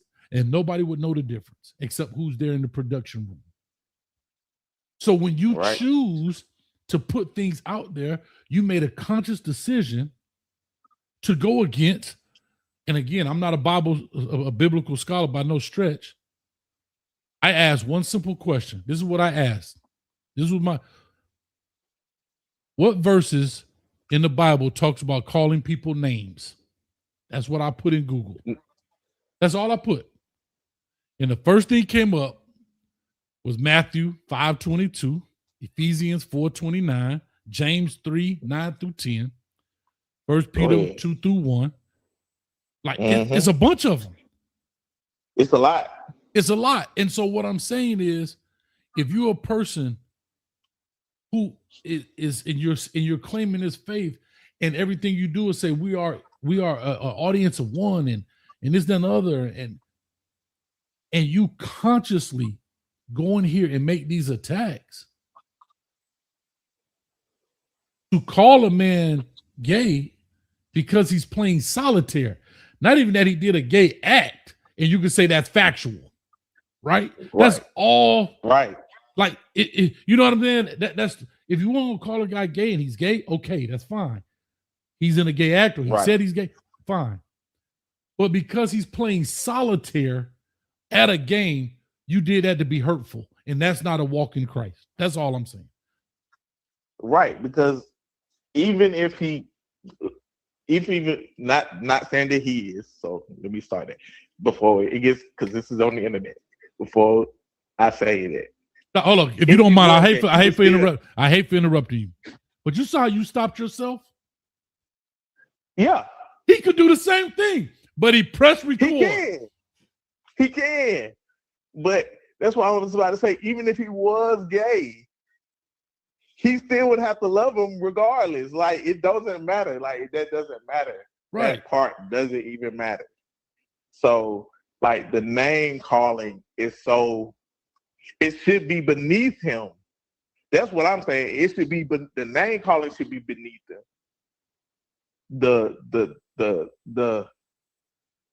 It go back to exactly what you said before when you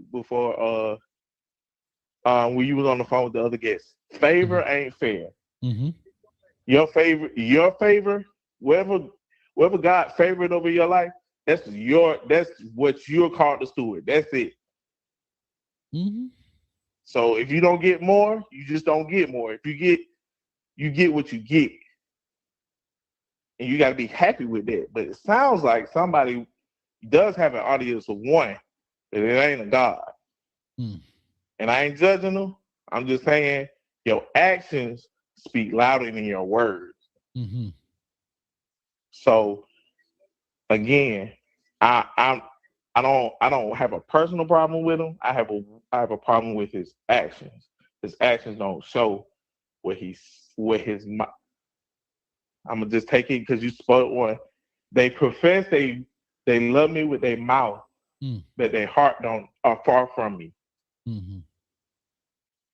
And that's what his actions show. Right. It don't show that he loved God like he said he did. Right. So I mean, yeah, like I said, I mean, we can harp on this forever, but let me ask you this: other than that part from the religious standpoint, what other parts how do you feel about the other pieces of that conversation? On the other pieces, I just think it was a great overall conversation. Overall, I think most of what you said is kind of true. Like, it's a mentality thing. There's some things with Cam I don't agree with. Like I think certain stuff we let fly. We let fly too frequently out here in this world. But I do understand individualism. Mm-hmm. Like you can't condemn culture, because culture is different things. It's food, it's the way you dress, it's the way you talk. So some of those things are not inherently bad. Mm-hmm. It's just where you come from, how you live, where you've been at. But I think some things that we we put under culture are bad things. To some of what Whitlock would say, some of the stuff we do put under culture are bad things. And I agree with that. So I do agree with that 10,000%. Now, let me ask you this quickly. I don't know if you saw the interview, but Cam did bring up Patrick Mahomes' mohawk. Yeah. Right? That's a hairstyle that he's had forever. But you want to know what's interesting about it? That Dylan Raiola, that Nebraska, who's now at Oregon. That's what Cam was talking about, inspiring. He inspired Dylan Raiola to look like, wear the same number, got the towel on the same side, those type of things, right? I'm just saying. Right. The guys almost look alike. Baby Mahomes. But here's what I'll say, and what I really believe, I think Jason Whitlock doesn't like that particular hairstyle. Because it's wicked. It's wicked out. It ain't, it's no rhyme or reason to it. It's like it looks uncouth. Ooh, check my vocabulary. Yeah, it looks unclean. Unkempt. Yeah, he looks. He went to Hampton.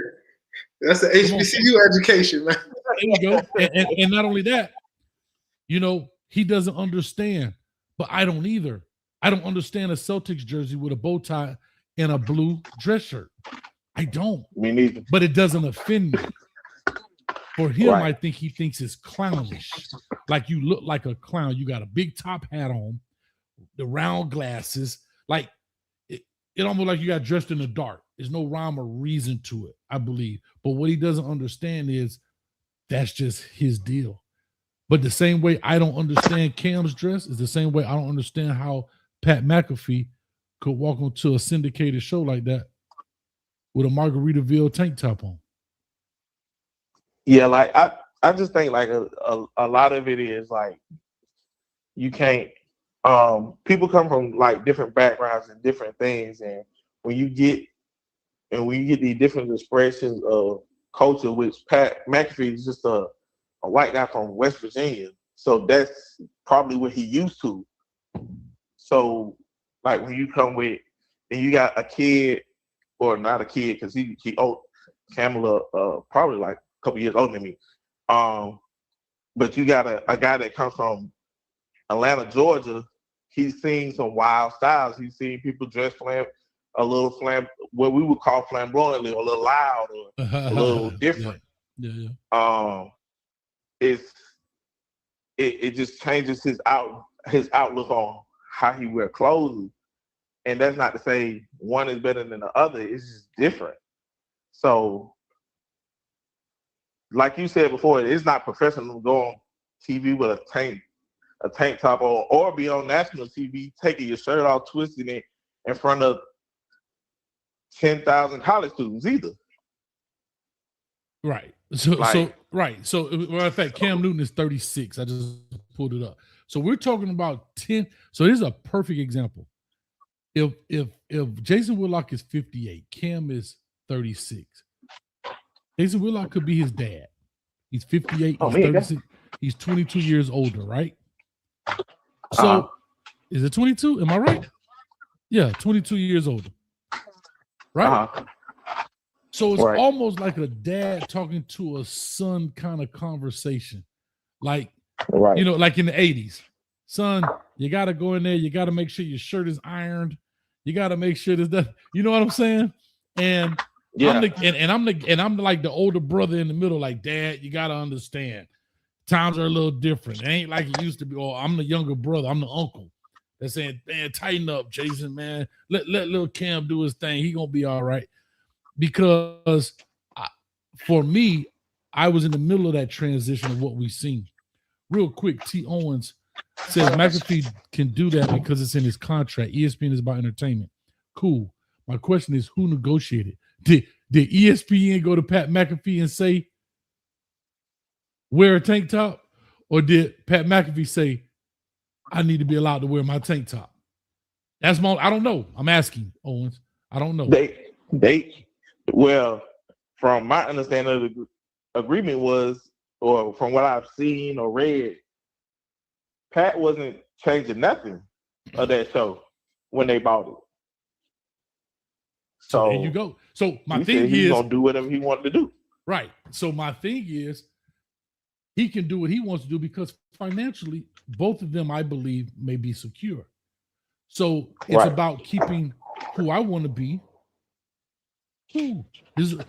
Y'all want to buy this show because this is what this show did when I did it like this. And ESPN want to buy the show, cool. Well, if say ESPN want to buy 4th and 1, or Fox want to buy 4th and 1,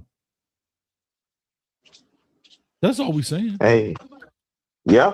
I get to keep it the same way. And I tell people this all the time, guys. I don't curse on this show, Jamel. You know why? So ESPN can buy you, yeah. Because I don't have it like that. Where if ESPN don't buy it, that I'm gonna be financially all right. Meaning, what I'm saying, I don't have millions of dollars through a previous career. Where if it don't happen, I'm cool. But if it do, it's a bonus. I'm trying to get there. You see what I'm saying? And so Pat McAfee could curse because if they don't buy it, he all right. If he could curse because if they don't buy it, he all right. That's why Pat McAfee is good, right?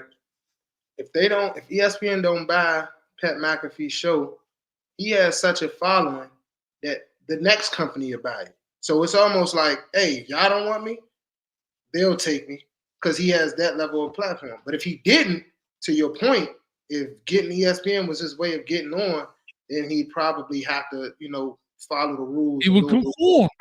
Yeah. And that's what I think Cam was trying to explain to Jason. I don't have to conform to be this Michael Jordan. I think that's the major problem that we kind of dancing over. We don't want to say out loud that he wants people to conform to a certain way that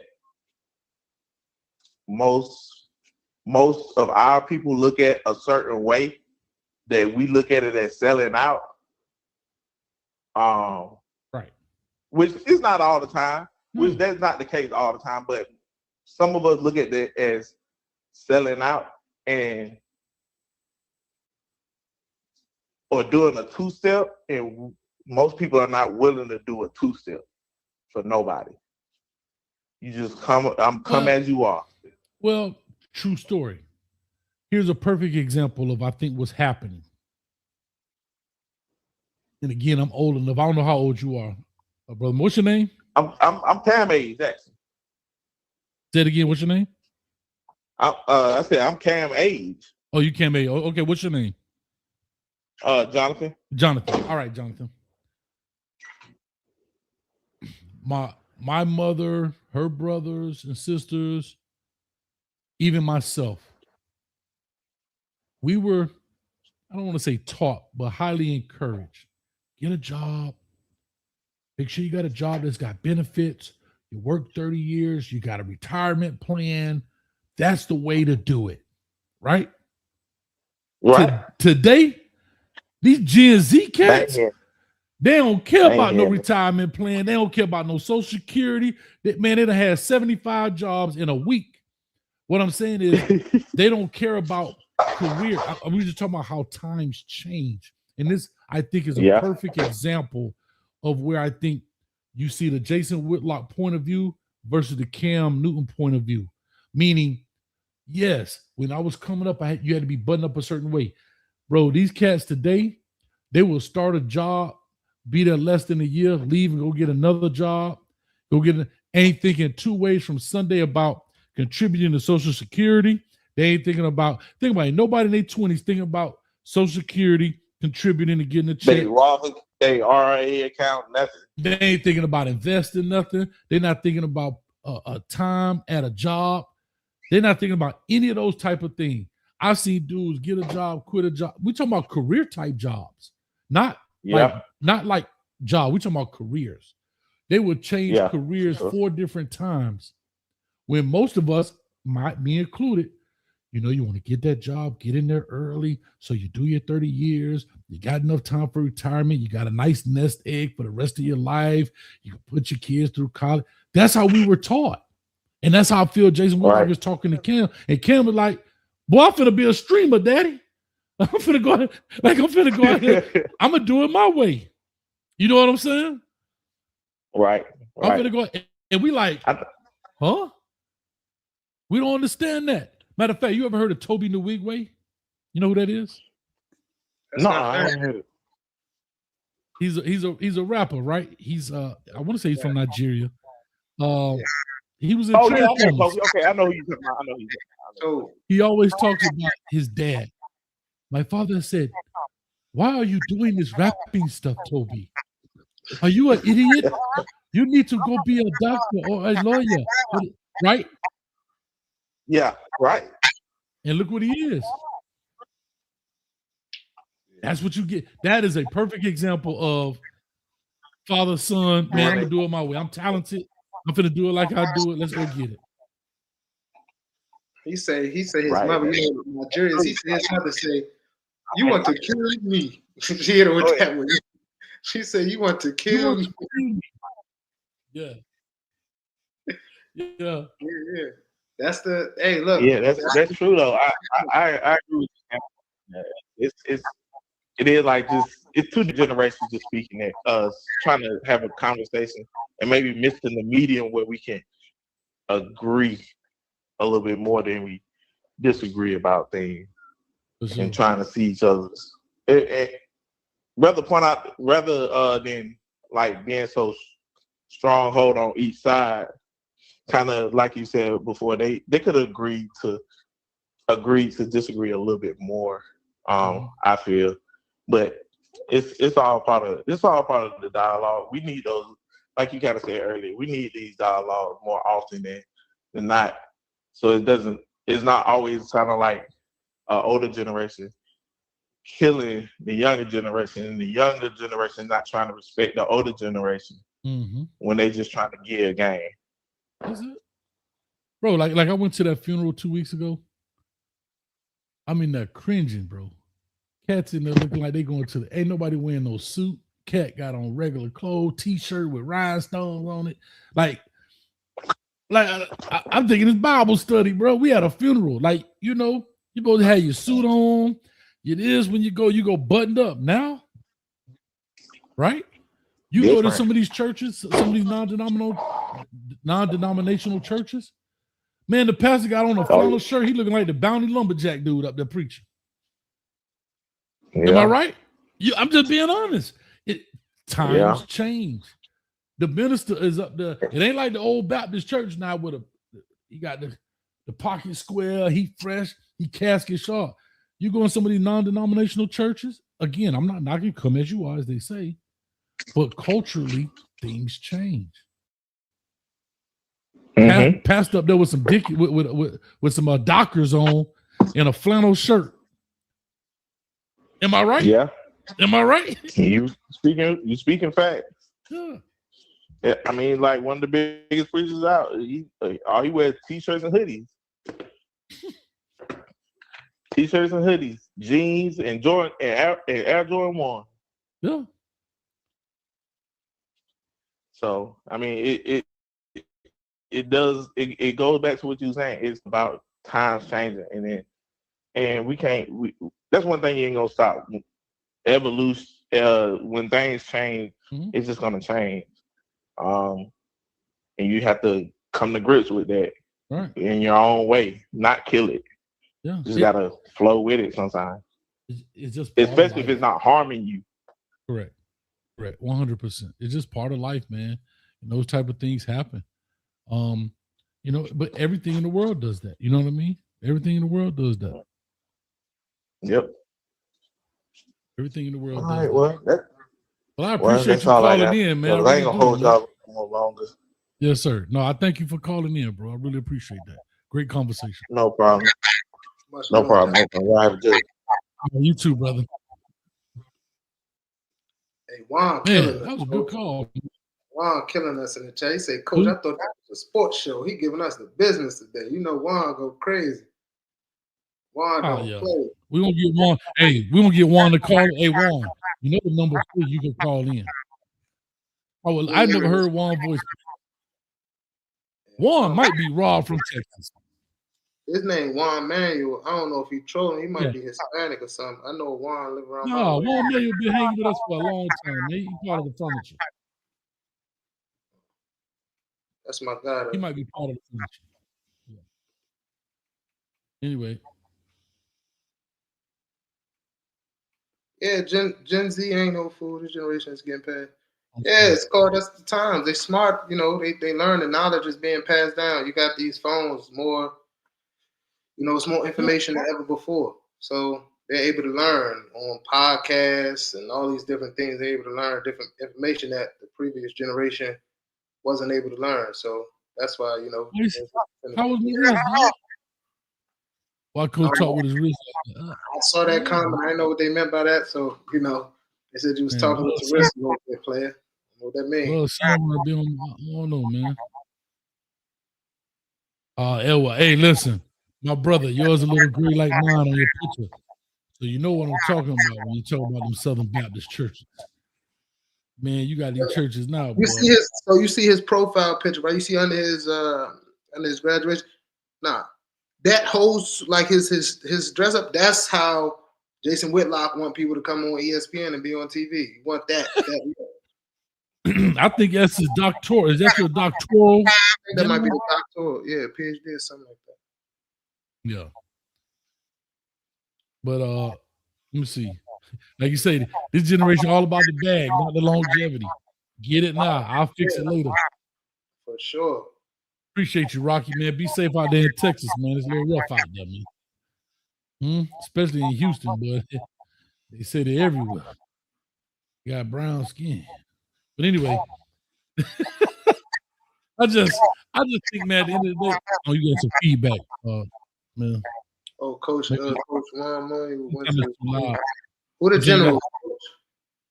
Jackson General High School. Oh, your masters. All right. Oh, we got a master. Shout out to the masters. Shout out. Yes, sir. What you get your masters in? I got an MBA, my good brother. What you got? Oh, Florida Memorial. All right. Nice. Congrats on that. Florida. Congrats. Right. Major. Much love. Yeah. I was going to chill your mic down a little bit. I know it might be hard to hear.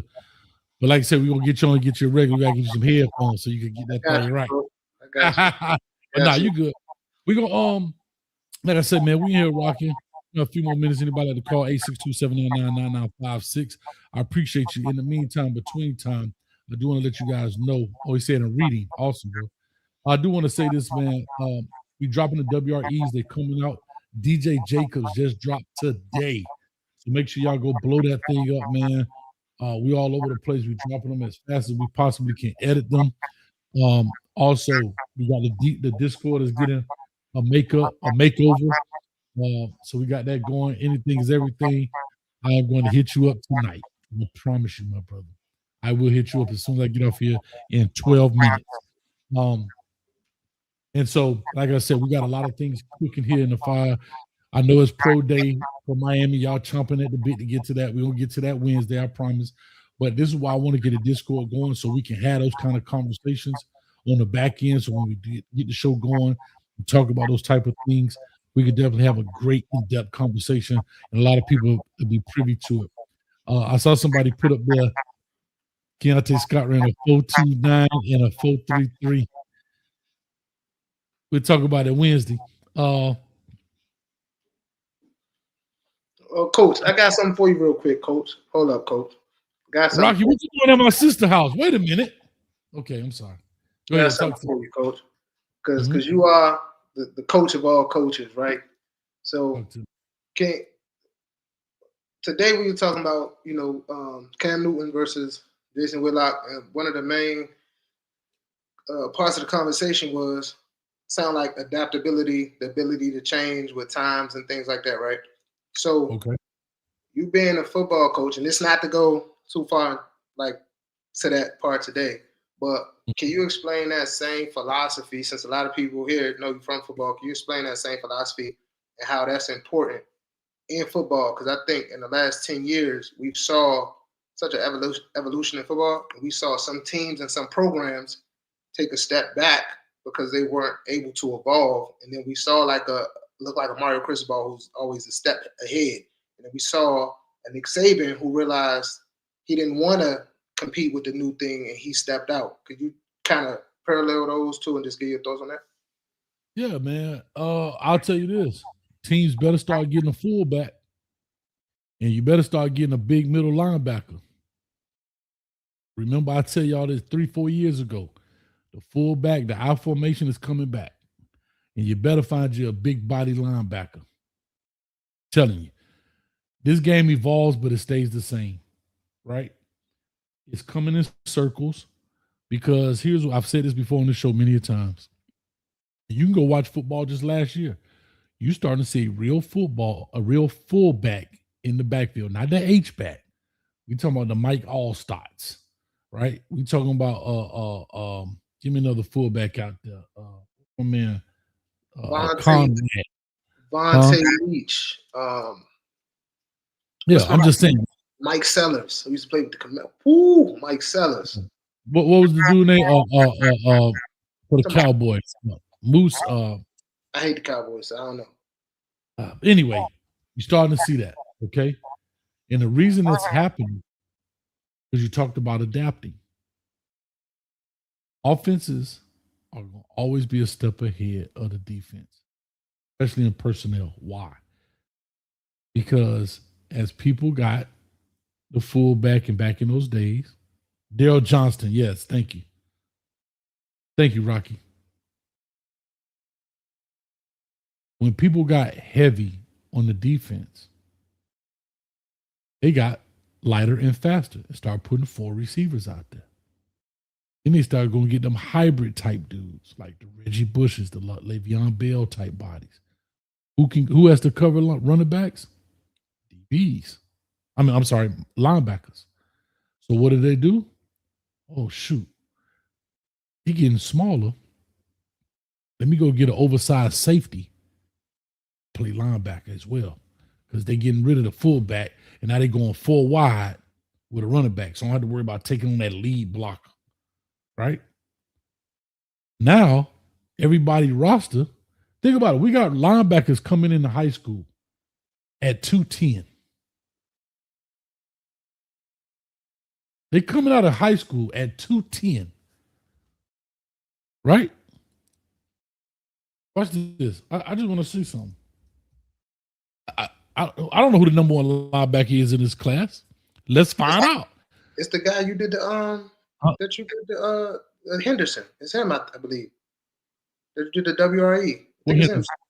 Henderson. Number 1? I think he's number 1. He's number 1, number 2. Yep, all right, let's find out right now. The number 1 linebacker in this class. I know Henderson top 2, I believe.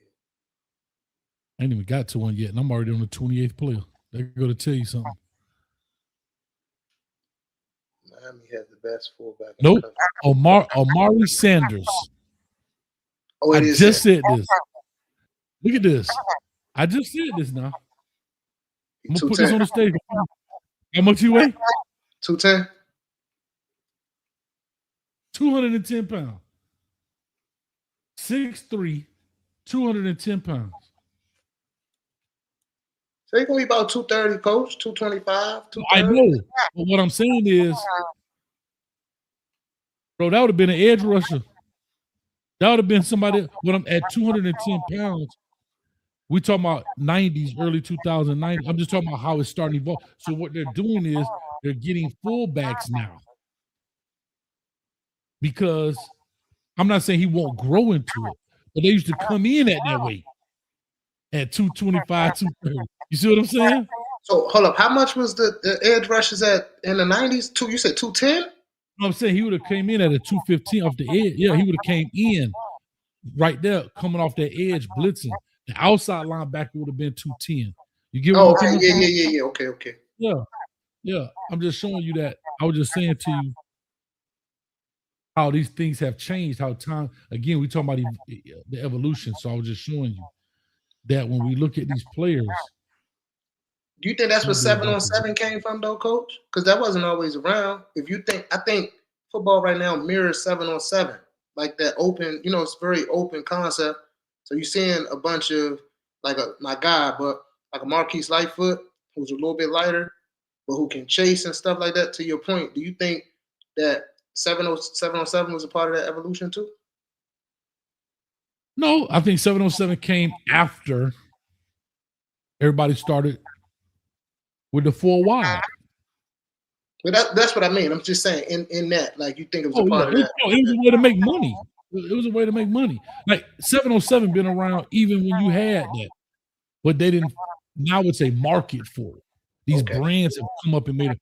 We've had 707 for that's part of your periods in practice. All right, 7 on. And it was never ever really 7 on. Never was it ever 7 on. You know what it was?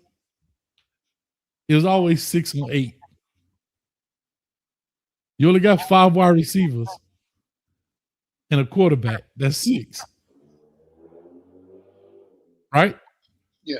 And you have 4 DBs and 4 linebackers, cover 3.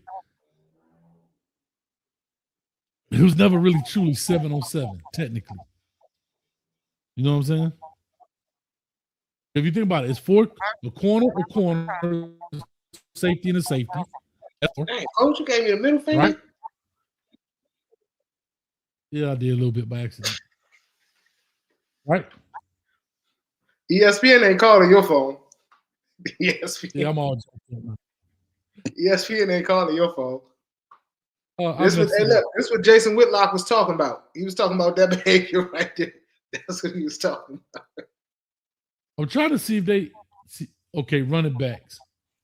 Let's see if we can find a big body running back. They all say running back. They don't even have fullback anymore. The dude Miami recruiting, with the two names. What's his name? Is my son something Cook? Oh, my son Sales? Nah, that's the receiver. It's a running back. Let me see. It's something Cook. Chat, help me out, Chat. But you can find somebody in there like that. Like he about 230. They say he like Mark Fletcher size. Let me see. It's like something Cook. Oh, my son Johnson Cook. Okay. What's his weight? I want to say about 230, 6'2", 235. Running back. About the number 4th ranked running back, 6'2", 235. He's 6'2", though. He ain't gonna be no fullback. They're gonna get a real deal for fullback though. They'll get a real deal fullback. But anyway, yeah, man. So they were fun. Like I said, we had a good time. Everybody else calling into this phone number down. I know it ain't Kane talk, but we're trying to broaden the brand here. Everybody's a brand, right, Jamel? Yeah. Everybody's a brand. And so that's what we're doing now. But we have a good time. Once you put yourself in the box, that's how people, that's how people see you. You know what's funny? You know what's funny? People ignore stuff. You notice ain't nothing on here orange and green. The lights in the back are red. Oh yeah. People don't even recognize that. Yeah. No, I'm just saying nothing is orange and green. They don't care. Rocky said, I'm going to a full talk show. It's called the podcast. Hey, and my channel say Coach Hayes Football. Nothing by Kane. I love it though, man. I love my Kane fan. I love him, man. But y'all tough, boy. Y'all some Kane addicts, man. What's up with you, baby? What's happening with you, man? Well, y'all got some news shaking over that HBCU country, huh? Talk to us, dog. What's up, baby? Y'all go check out HBCU Overdrive, man, with man Doc Holliday for all your HBCU content over there, man. Appreciate you, man. I'll be checking you out. Y'all boys hot out here in these streets, man. Y'all hot out here. Yeah, throw that in the chat, Coach. I see HBCU. I got to represent. Yeah. You got to check him out, too, man. Yeah. I'm check him out. Doc Holliday, yeah. It's on the HBCU Overdrive. And LMV just I saw her put the Discord link in the chat, so I appreciate it. I don't know where it went that fast, but here you go. They go to the link right there so you guys can check it out. Hey, L&B, we left the she shed alone then. So you got the she shed in there, ladies only. Fellas, you are not allowed in the she shed. You cannot go in there. There's some pictures hanging on the wall that you do not want to see. Trust me. Hey man, look, I said ESPN wasn't about to give you a contract. You ain't even gonna get nothing with Tubi now. Yeah, I'm about to go on Tubi. I'm about to just start posting my stuff on Tubi, but Tubi. You ain't even about to get nothing. Or what's the what's the one that love all the drama? What's the network that do all the drama with all the little crazy TV shows? What's that one? With the girls club and all of that. What's LMV? I know you know.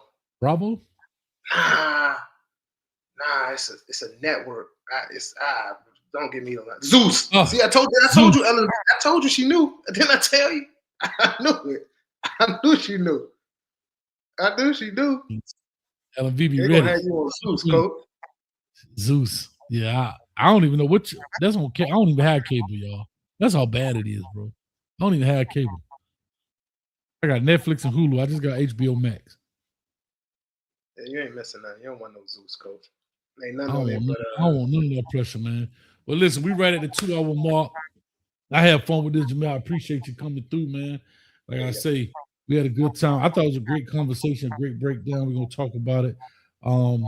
They say it is what it is. I'll probably try to reach out to Steve Kim to see what he think about what I had to say. I know he works a lot with Jason Whitlock, but like I said, I think it came from an honest place. It's not a bad session. It's not a hate session. It's just I don't think anyone can get mad at what was said here tonight if we are truly being real with ourselves in how we view ourselves. And sometimes you got to take constructive criticism, right? That's either me being called out about certain things or whatever the case may be. And again, being called out is not a bad thing. Sometimes you gotta get an intervention in there and get on the straight path and get straightened up. And you know what? I got called out though. You know why, Jamel? You know why I got called out? No, the cut off. My WREs, bro. What they say about it? I was lazy. I'm dead serious. I had one of the homies call me and he said, bro, you being lazy. I said, what you mean, man? Hey, dog, how you think you got the 45,000 subscribers? Not because of that doggone live show. He said, that's easy. All you gotta do is press the button and get on there and talk. He said, the WREs will help make this channel. It's gonna grow this channel, and you don't want to do the work. And I hadn't done one in about 8 months. And guess what?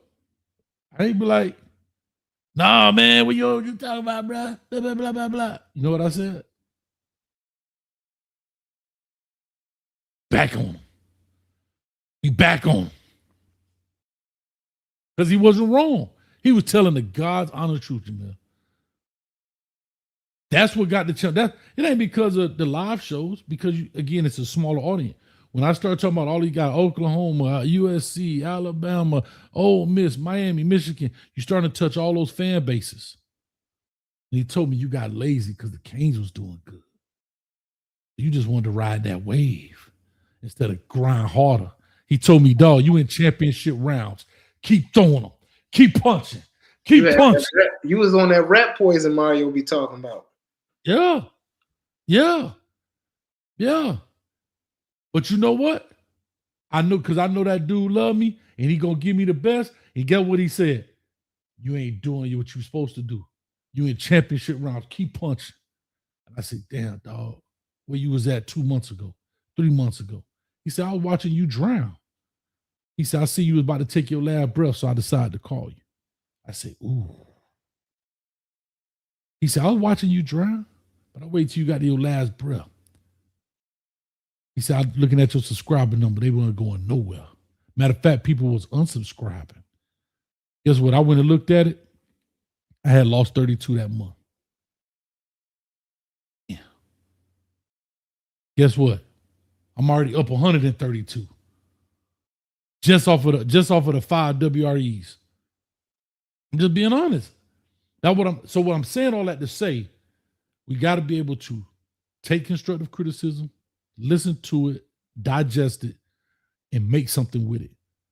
And don't shun people away. They give it to you. See, like when people say, "Oh, he ain't got nothing but yes men around him," you know why? Because he got rid of all the real ones. That's why people have yes men. Because somebody in his camp told him, "No, don't do that," and he didn't like it, or like say I didn't like it, I'd have got rid of the homie. Like, nah, dog, don't call me no more, or I don't listen to him no more. No, I listen. When that boy told me, he said, "I watch you drowning." Wait till you took your last breath. I said, "Ooh." I got in the lab that night. Welcome to Watch, React, and Evaluate Class of 27. Today we're taking a look at my dog Jamel from DC. He a ball player, baby. Huh? I was in the lab that night. You put that fire up under you. That's all you need sometimes, man. That's it. Shay, what's up, baby? How you doing? You gotta keep some real ones in your corner, man. Everything is well, Shay. Hope all is well with you. Hit me up. Hit me up. Let me see how you doing. Number's still the same. Appreciate you. Listen. I had to get in the lab, bro. That night, he motivated. I got in the lab that night. Guess what? Pull that pen out. Huh? Let's get it.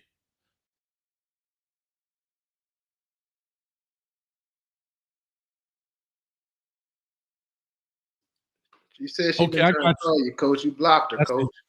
I got you. She said you went Hollywood. Got lazy. I was feeling myself. Huh? Kane's winning. We going to the ship. No, they going to the ship. You just along for the ride. Create your own ship. Huh? I'm in Miami partying with my dog from DC. We in that loose at the cigar lounge. Huh? With Melvin crazy. Chilling. We are chilling. Cigar lounge going crazy. Got King juice flowing. And guess what? The channel's sinking. We was in the cigar lounge going crazy. Huh? Eating all types of. Hey, look, we was at. I'm in there like this. Go Canes. Go Canes. Hey, Go look, Canes. Hey, Coach, we was at Extra eating ribs like this. Yeah. Mac and cheese, talking to people, doing all types of stuff. Right by the flea. Right by the flea. We ready. And guess what? Took my eye off the ball. We back at it. Like I ain't never left. Watch this. Welcome to Watch, React, and Evaluate Class of 27. Today we taking a look at my man. Hey, boy, like I ain't never left. Hey, I'm giving him a blue chip when it comes to size. LV said we was at Ray's Boom. Oh, Sugar Ray's Boom Boom Room. Hey, whatever. Hey, LV, you should have been there. It was a time, man. It was. See, they love to hear that. Coach Hayes blaming. I ain't blaming Miami. I'm saying they were so good that I took my eye off the ball. Did I ever say it's Miami's fault? No, I said I lost what? I lost focus. Yeah. I ain't blaming them. Look, Coach, I understand. That's why you held your account. I understand, Coach. We haven't been there in such a long time that everybody stopped doing what they was doing. We wanted to live in the moment that much. Because it was just, it was a long time coming. So I get, but you back now, Coach. That's all that matter, man. Hell, I told my boy I ain't coming to work after the natty. Let me tell you something. And what? I'm gonna be dead honest with the chat. And this ain't the bashest person. This just really happened. I like to lose focus. We really thought when we was driving down that field on that last drive. I'm talking about you can feel the energy in the spot. Like everybody, like we about to win. Everybody, yeah. Me and my brother in the corner praying. I'm saying all types of prayers. We in the corner praying. Coach got the camera ready. I'm talking the spot packed too. It's jumping in there. Everybody like, let's go. Like, yeah, we really about to do it. It's everybody sending out text messages, man. We about to be in the streets, everything. When back through that ball, that joint was going in slow motion. It's like you could hear everything. Everybody like, oh no. He caught the pick. When I tell you, I've never seen an establishment empty so fast. I don't even think I've seen people pay their fire bill. alarm went off. Like, I don't even think I've seen nobody pick their bill. Like, I'm talking about the establishment went from about 300 people to 0 in probably less than 45 seconds. I'm talking about people left their cane sweaters. Bad. Oh, it was bad. Like a Chinese fire. Everybody was, bro, when I, to your point, where we was down 6, I was like, we just get that thing in, easy chip shot. You know what I'm saying? And I'm finna, hey, listen, I'm finna be the most ignorant person in Central Florida. When I say ignorant, I'm gonna be the most ignorant person. Because see, we don't get no love up here. They don't sell hats, jerseys. You go on Walmart and number Florida and Florida State, right? UCF. We get no love. I'm talking about, boy, I just gonna be orange and green every day. I don't even care if it match. I don't care if it would say Canes on it. I'm gonna buy some orange jeans, some green cross colors. I don't care. I was gonna be obnoxious, dog. Like obnoxious. And I was prepared to be obnoxious until they threw the interception. I had lost my voice and everything, and I'm loose. Damn. Anyway, I'm not gonna do it. Anyway, dog, appreciate everybody in the building, man. We here for the Coach and Coach podcast. Check us out tomorrow at 8:30. I don't know what the topic is going to be. Something going to happen tomorrow. Might be Jason Whitlock. Call me something. Maybe not. Maybe might call me to be on the show fearless. Jason, I won't be fearless. I will be fearless. I ain't scared of nobody. Anyway, let her have that conversation. Cam, call me. You got my number. Matter of fact, I'm your favorite coach. So with all that being said, man, I'm just talking trash. Jamel, appreciate you, man. Let me make this quick move right quick. Hold on 1 second. Just hold tight in the back. All right, and we ready to rock and roll.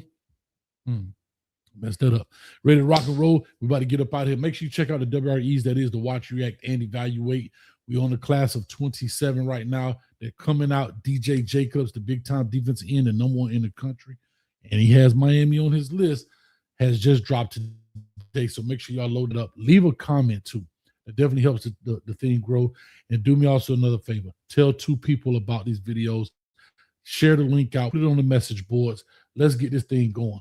I appreciate my brother for kicking me in the behind and getting me back motivated because Coach was slipping. But now I'm back to my pimping. And so with all that being said, I appreciate y'all. See y'all in about 22 hours. We out of this joint. Peace. Somebody pass me my cane juice, man. What in the world is going on? I got to record more videos. This thing out of control.